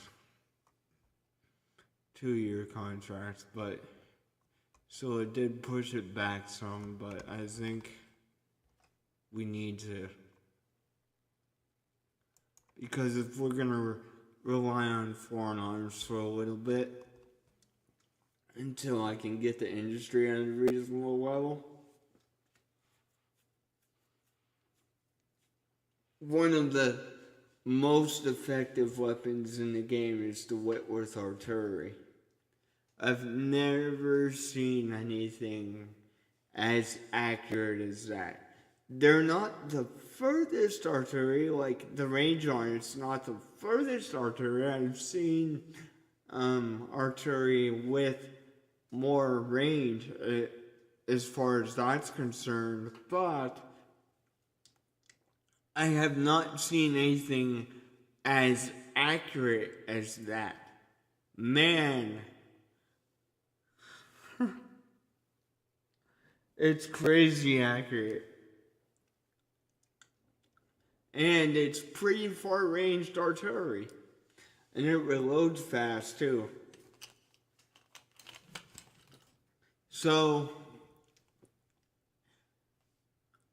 I mean, if you get rifled artillery off the subsidy tree and whatnot, I think that goes further than Whitworth, but it's not as accurate.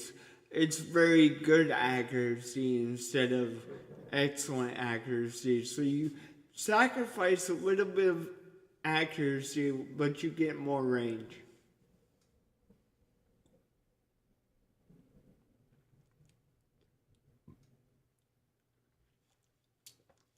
But the place where I did that I almost succeeded at, actually, I had hundreds of Whitworth artillery in each army. One I had 200, the other one I had just over 100, and it was crazy. The amount of firepower that those Whitworth artillery bring to bear is just crazy. You can absolutely murder the Union forces with Whitworth artillery. It's crazy.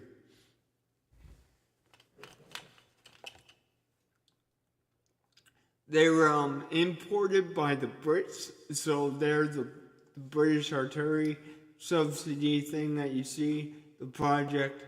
But man, they are murderous. Excellent at counter battery fire, excellent against infantry, and they have a pretty decent range on it. I think it's like 1,500 yards. They start opening up versus the 6-pounder, which is only a few hundred yards. Comparatively, let me go look at the 6-pounder, actually.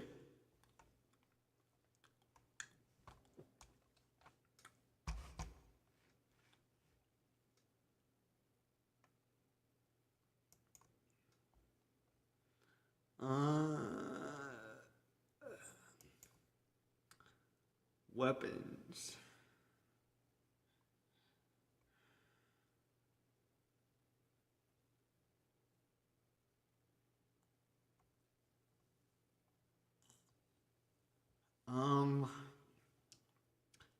Trying to think. Weapons. Okay, so that's also something that we need to turn off. The automatic order thing. Okay, so let's take a look at this.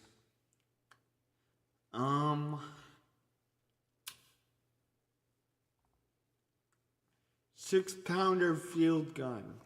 Okay, let's take a closer look at this. Okay, 6-pounder field gun, accuracy poor, effective range 1,500 yards, 23 yards. Yeah, see, I think the Whitworth, it's still 1,500 yards, but the accuracy is excellent. Okay? So that's why I'm saying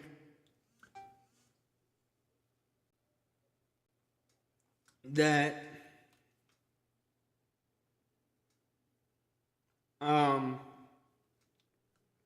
the Whitworth artillery is the way to go until you get the capability of producing your own artillery at a decent rate, and then you can get the rifled artillery.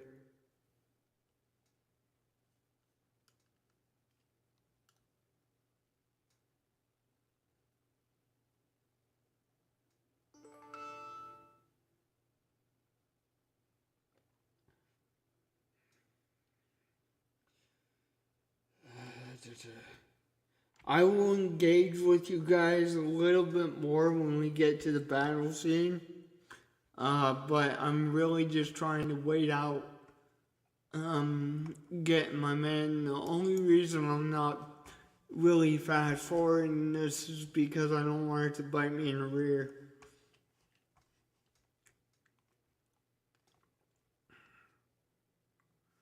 Pope now has 16,000 out of 17,000 men.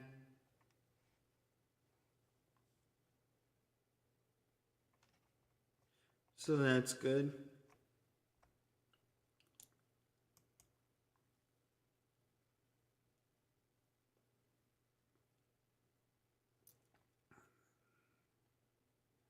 Beauregard now has 12,000 out of 17,000.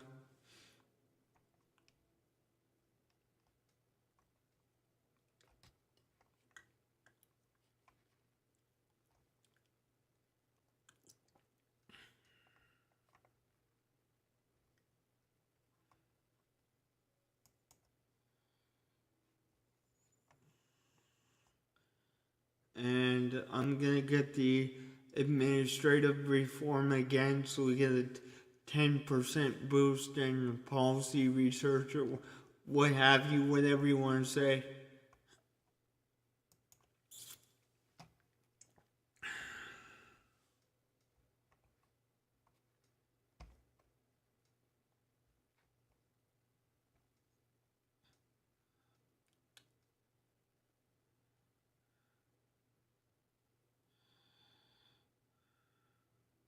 There's 47,000 men in the Army of the Confederacy at this point.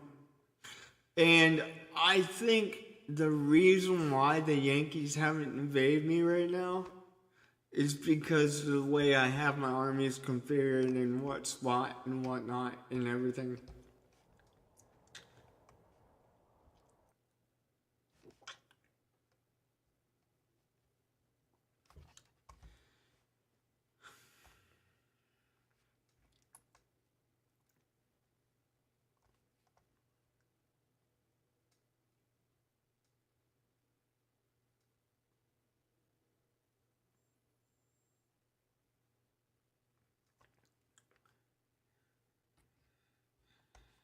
I have basically every opening guarded, so they haven't come through here yet. I think that's what it is, because I've done this differently compared to the rest of the playthroughs I've tried to do. And this is the furthest I went without seeing any action from the Yankees at all.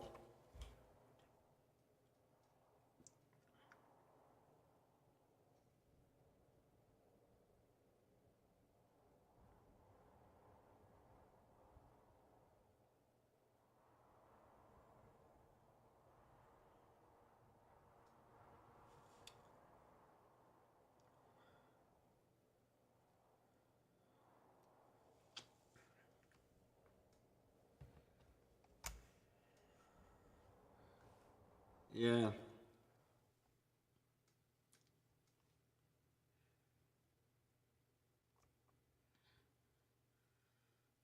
Field hospitals are almost done. That's why I know it's been a long time, because typically I don't even get these 2 field hospitals done before they come in here. I just think they see me sitting on the places that they go after typically at first, and they're like, oh, we don't want to do that. Which is good, because it's kind of a delay.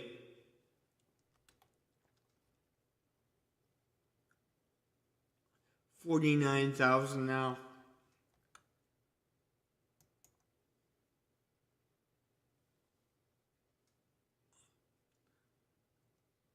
Pope has 16,000 still. So more than likely it was either the South Carolina militia. No, he's down to 12,000 still. So it was most likely the Florida State militia that got men. Yeah, because they have 10,000 men now.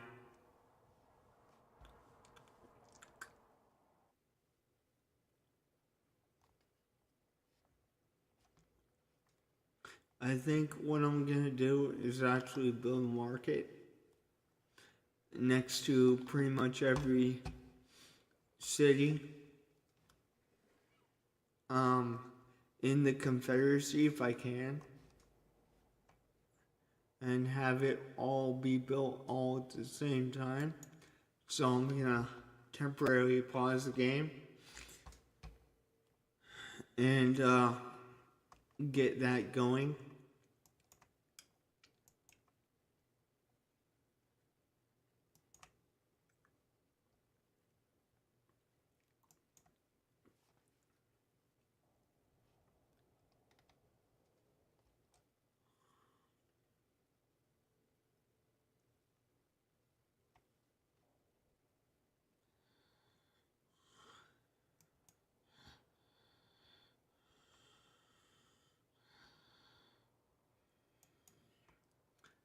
Okay. And we need to get one on Winchester here.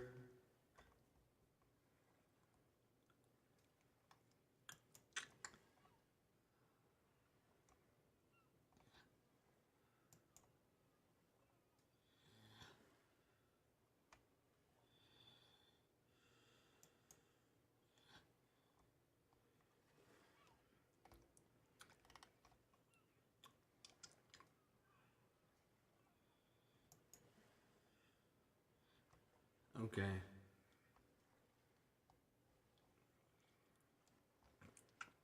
And then go over here. Market actually increase the economy, so that's why I'm doing that.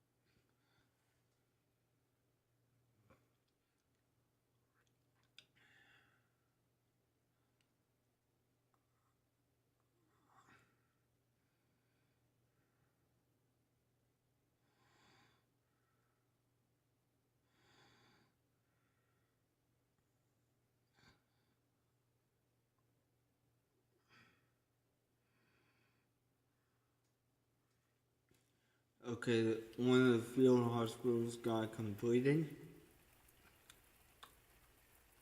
Okay, the 2 field hospitals are now complete.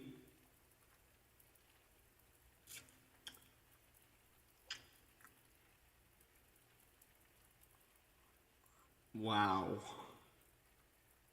This is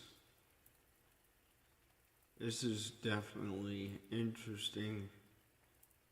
The fact that they haven't attacked yet.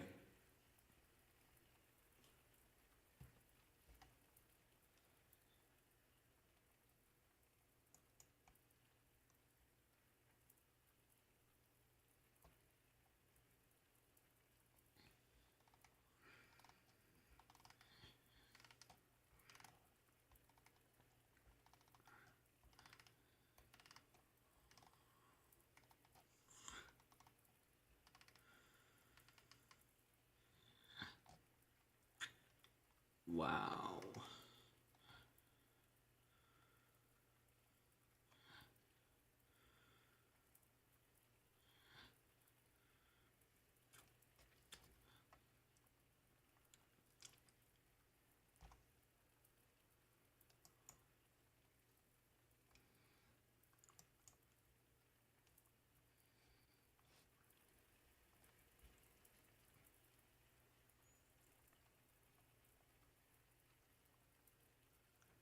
That blows my mind that they haven't attacked yet.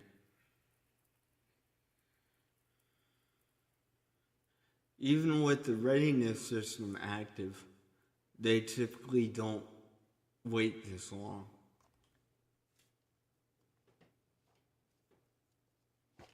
I'm not complaining because it buys me more time to get stuff ready, but dude, it's crazy.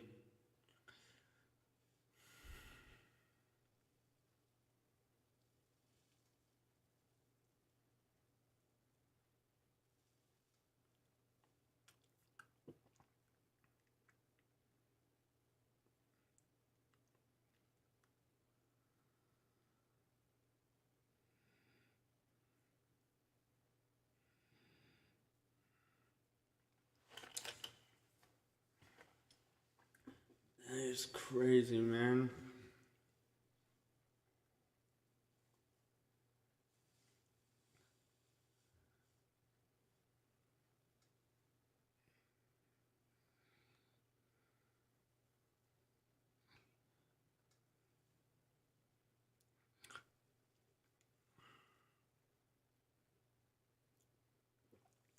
Wow. It's May 19th, 1861.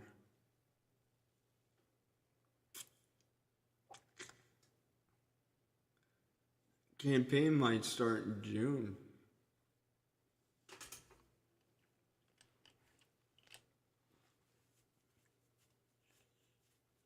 One thing's for sure, though.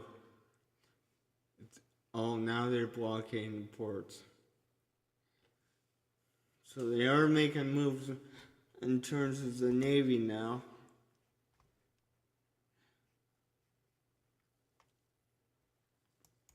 But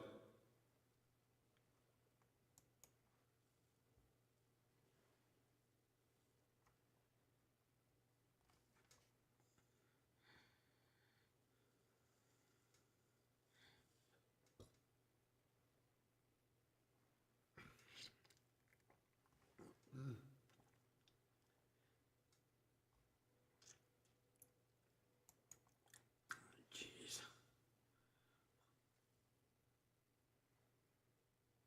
Man, it takes forever to build a ship.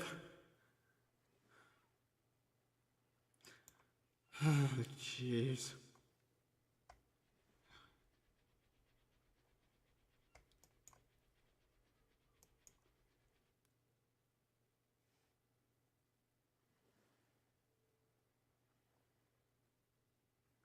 $50,000 men.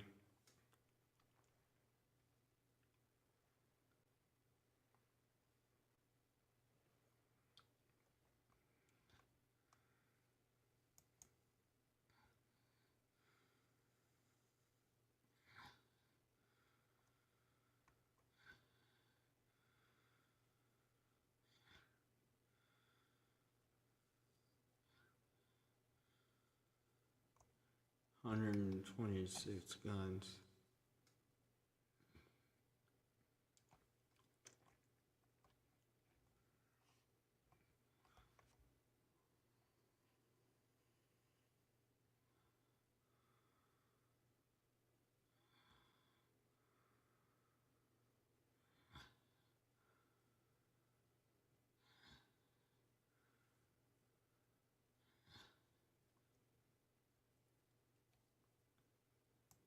Yeah, it really takes forever to build a ship. I'm not gonna lie.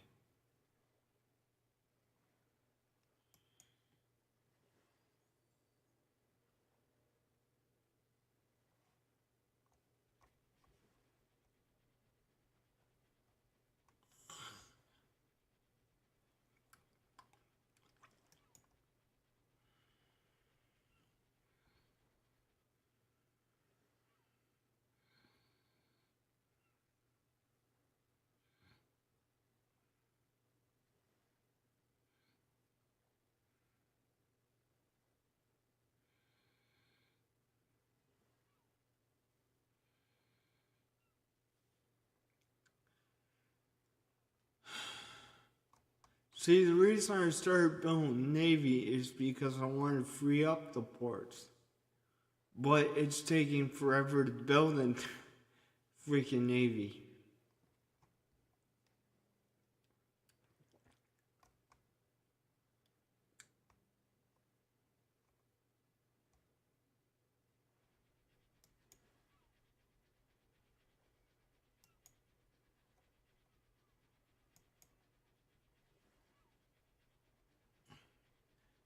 Administration Reform Level 2, that will give us a 10% boost on policy research, etc.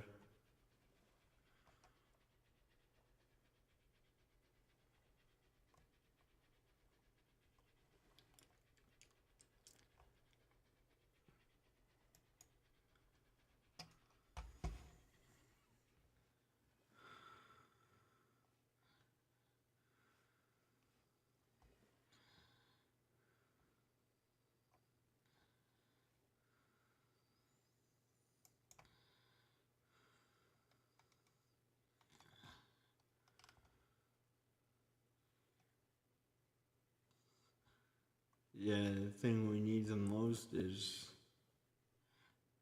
actually mills.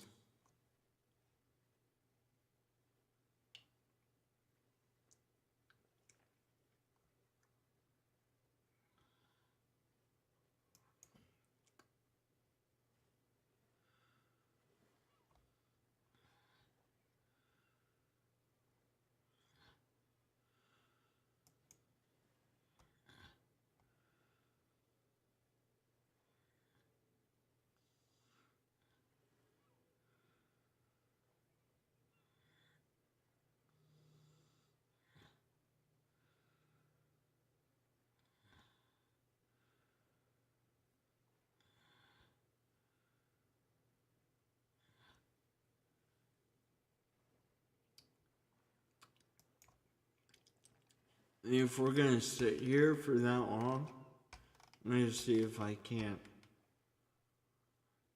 Well, dang, what the heck? If we're gonna sit here for that long, and wait on crap, I'll tell you what we're gonna do. I'm gonna increase the recruits we get. Okay. Finance. The establishment and the management of recruitment offices across the nation with local and effective recruiters managing the nation's recruitment effort. More volunteers are likely to offer their services for the nation's cause. With each level of this project furthers, increases the number of volunteers available.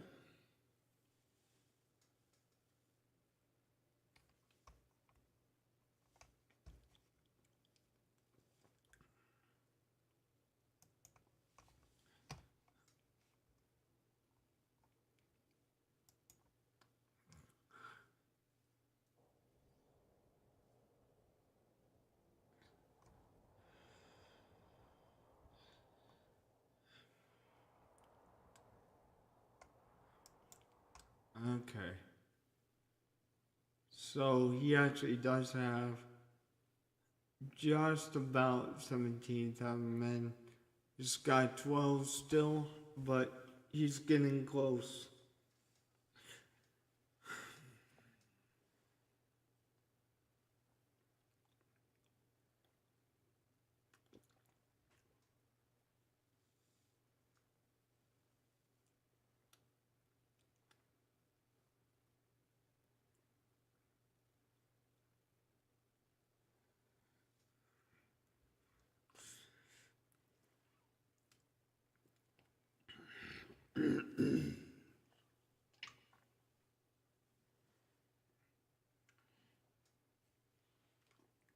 Yeah, I think I am gonna get in the military too. And the reason for that is the more volunteers I can have, the more I can wait on the draft. Okay? So what I'm gonna do is really put a lot of money into training and recruits and see how that serves us.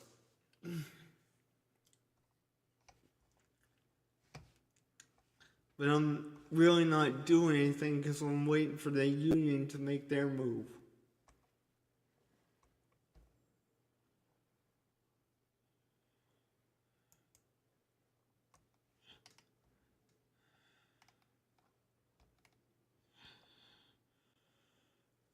Okay, we got about 9 days left on that one. And about 42 days left on that one.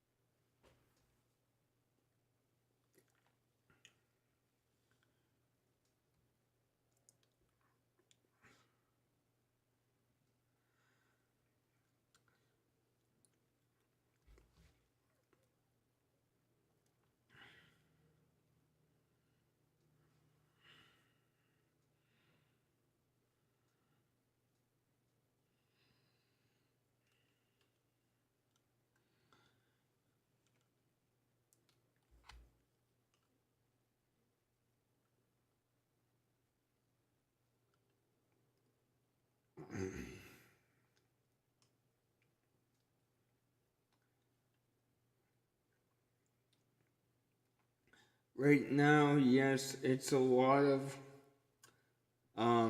sitting around, but this game does get better over time.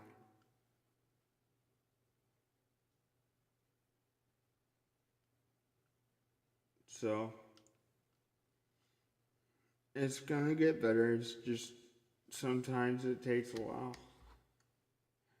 That's why I'm playing for so long. Because I'm gonna edit all this down and just we're gonna make this very short. But it's gonna be hours of gameplay, so we can actually get somewhere.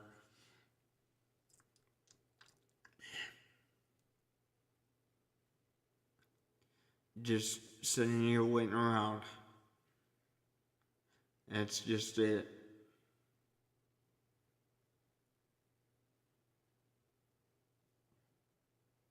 I probably would have had the 2-year contracts by now. If I didn't click on the diplomacy policy as well, but honestly, we need to do that.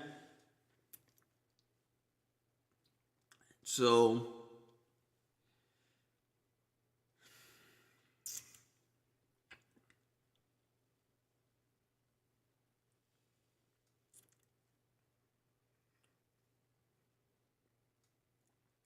and if I'm the first one to make a move, I'm okay with that.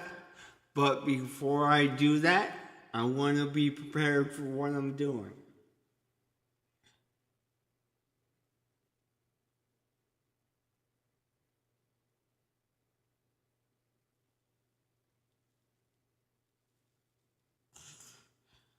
I don't count the Navy actions that the Union Navy is making as any type of movement because I can't do nothing about it anyways.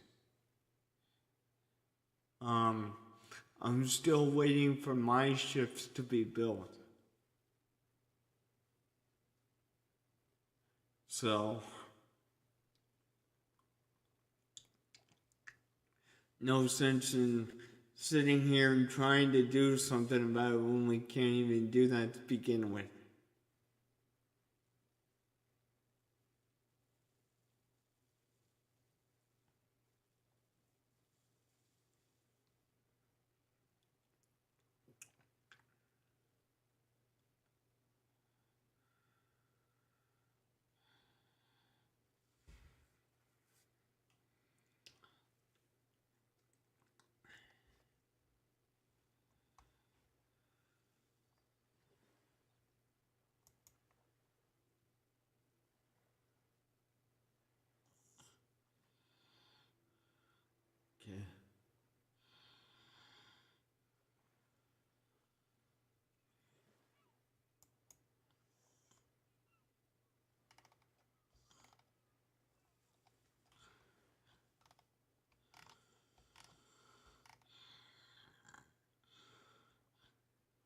What does that just do?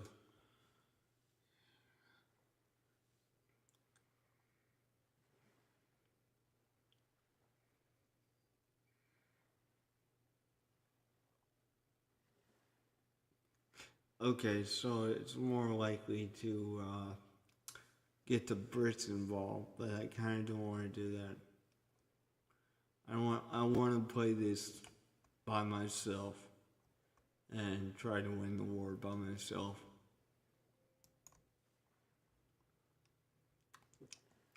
One thing's for sure, though. I think I should have enough money to... Not quite yet. Not quite yet.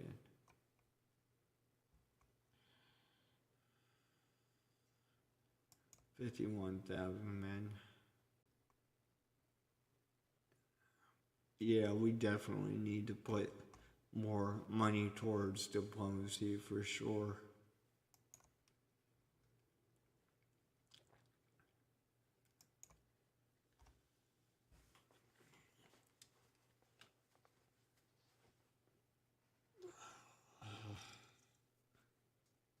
Yep, no doubt. Oh, man. It's a long time, guys. It's a long time. And the union calls for more volunteers. 12-month contracts.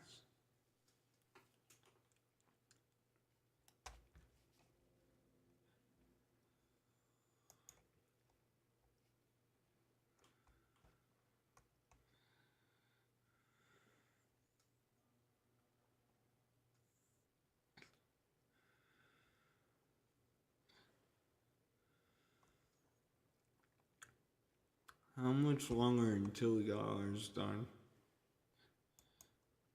Last time I checked, it was 9 days or something along those lines. Holy shit.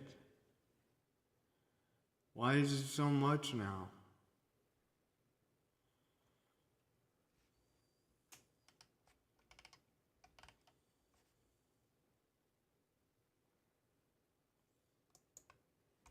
No. Yeah.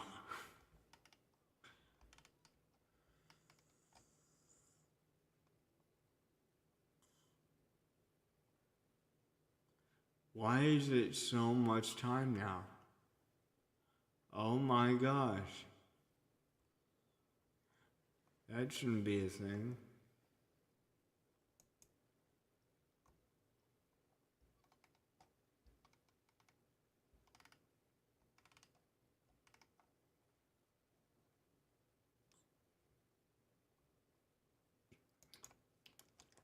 But I guess whatever. Not much we can do about that.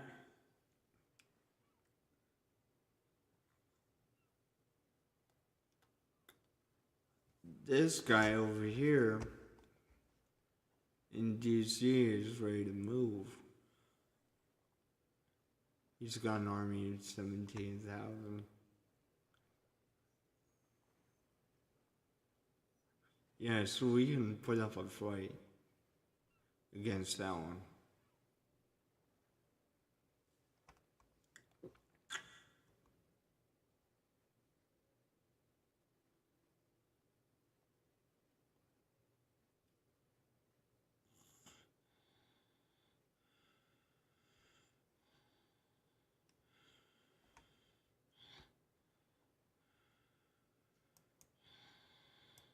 Wow. Jeez. They pushed it back like an entire month for some stupid reason.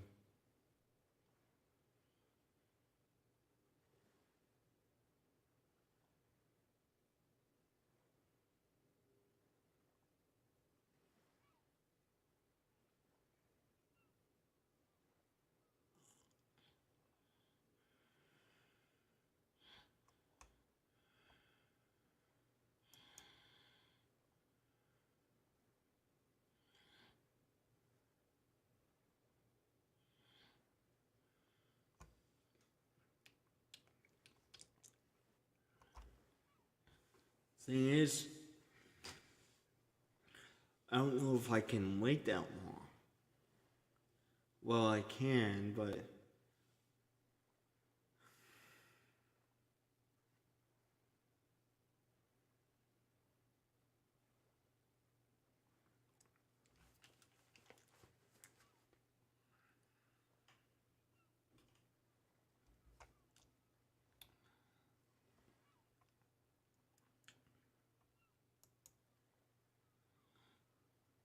alright, I want to see actually how many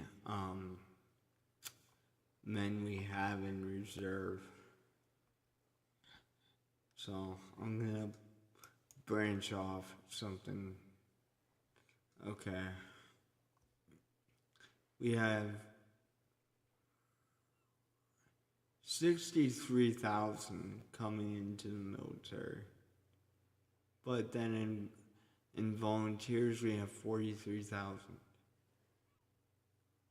Okay, that needs to go up a lot. I'm telling you that needs to go. You know what? I'm gonna run this on 5 times speed just because. Have it go a little faster. Since we're just sitting here.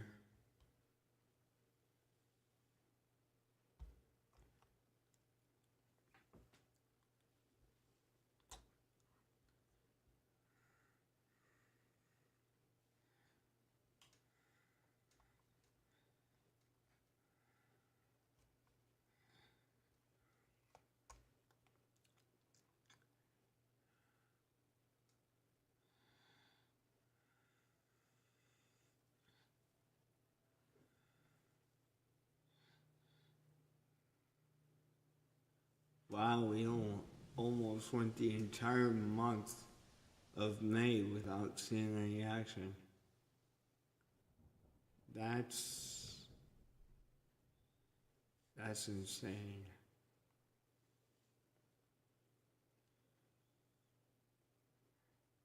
And he has 16,000 out of 18,000 men.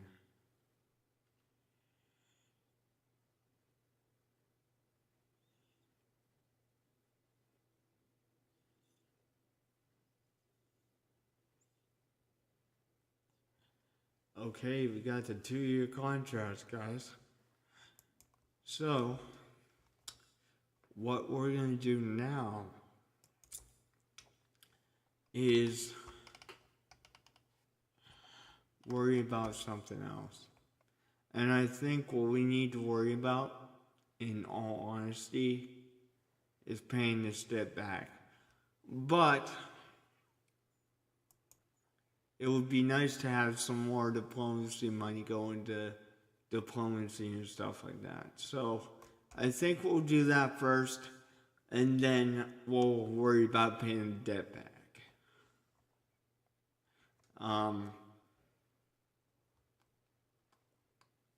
But as far as the army is concerned, I need to go to the Army of the Northwest and tell him to recruit some stuff.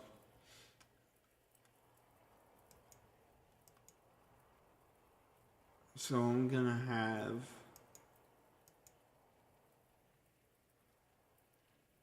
three different infantry commanders.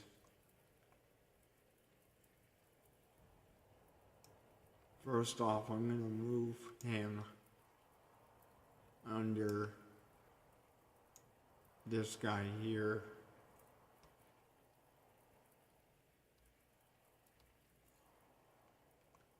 And then I'm gonna say that I want to give you 3 brigades,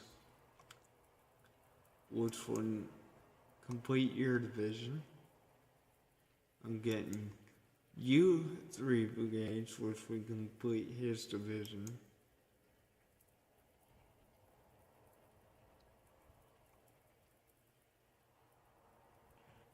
And you, of course, 3 brigades each.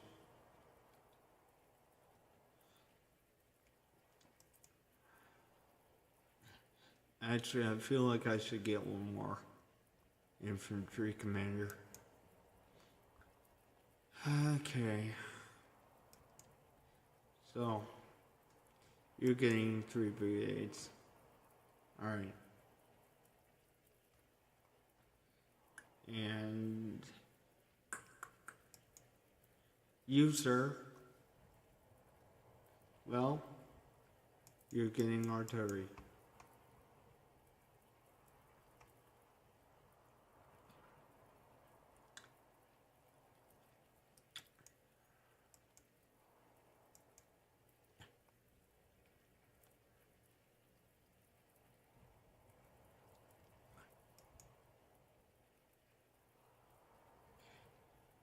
There we go. That's 74 guns. Just him alone.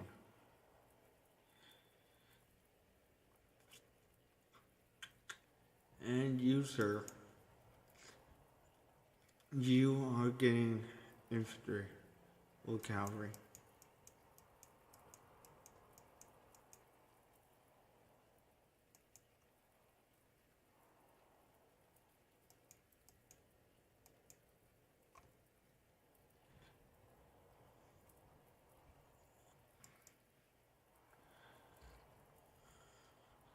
Okay. I need to give him 2 more divisional commanders at the very least.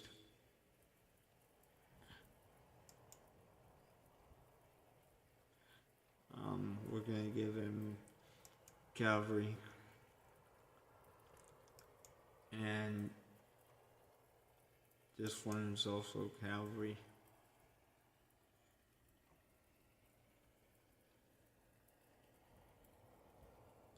Okay, so now we have 3 divisional commanders in terms of cavalry and 3 divisional commanders of infantry in the Army of the Northwest. Now, I just have to take care of the artillery matter of that. So we need 2 more divisions of artillery.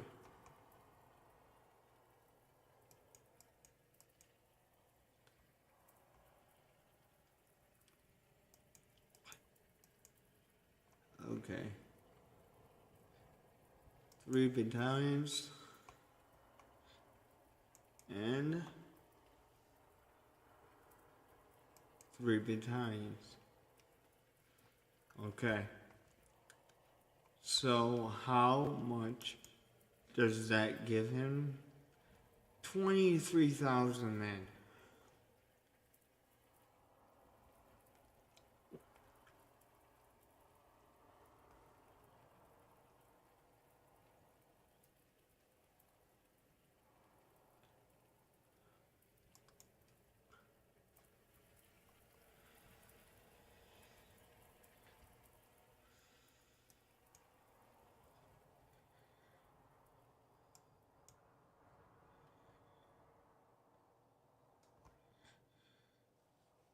But yes, we need to consider paying the debt off.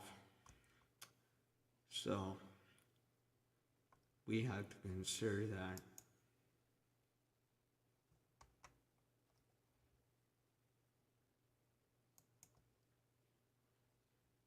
As far as the debt is concerned, we do need to consider paying that off because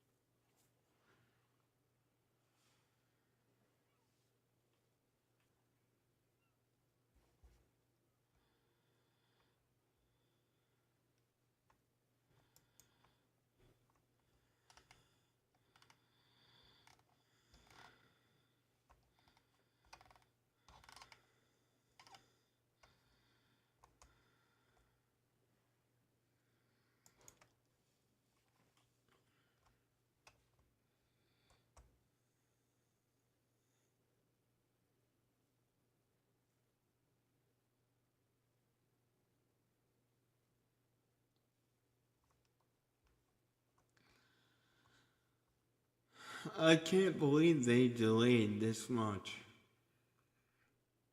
I really can't.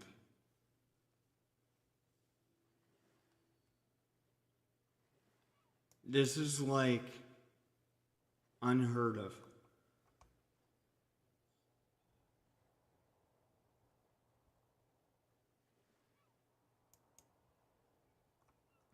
Seriously, I've never heard of this. It's kind of crazy.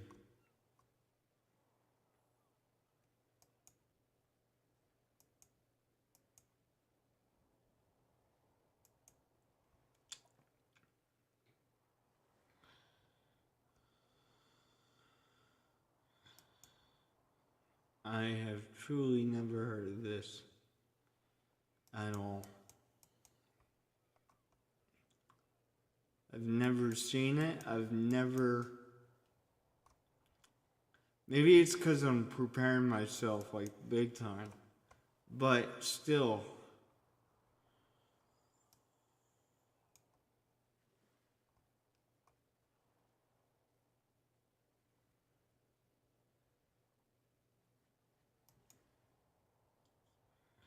This is like insane. I have never, ever seen this.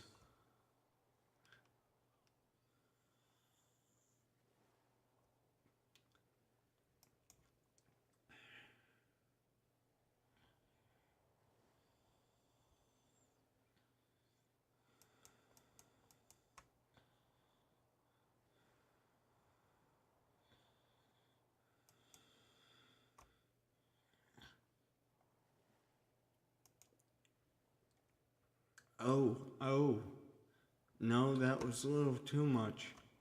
But you know what? I can,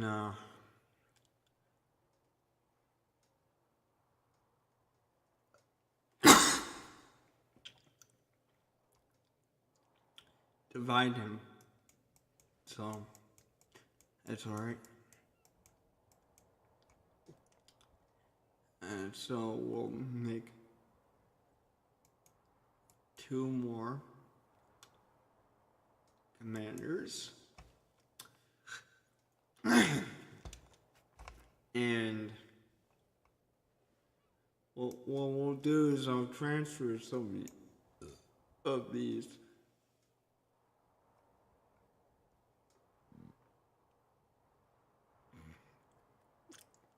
to these commanders.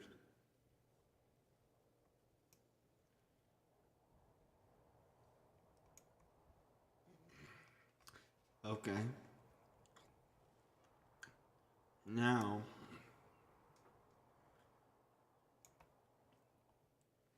there we go. Now it's starting to look a little better.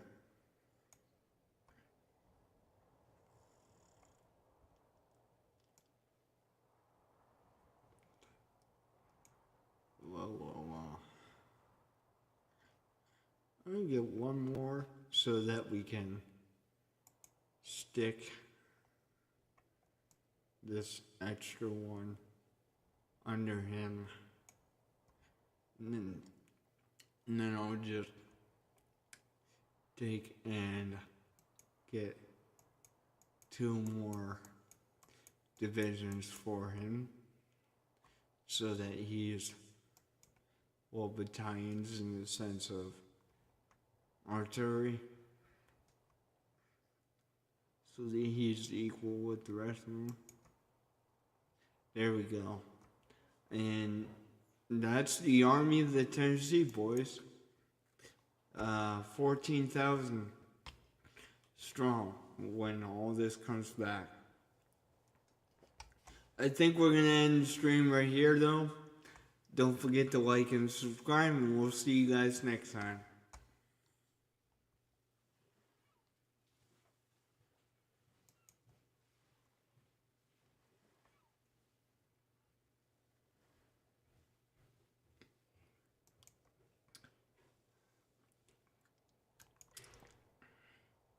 It amazes me that we've went this long without seeing any movement from the Union.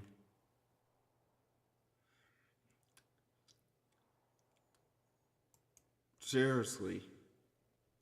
It absolutely amazes me.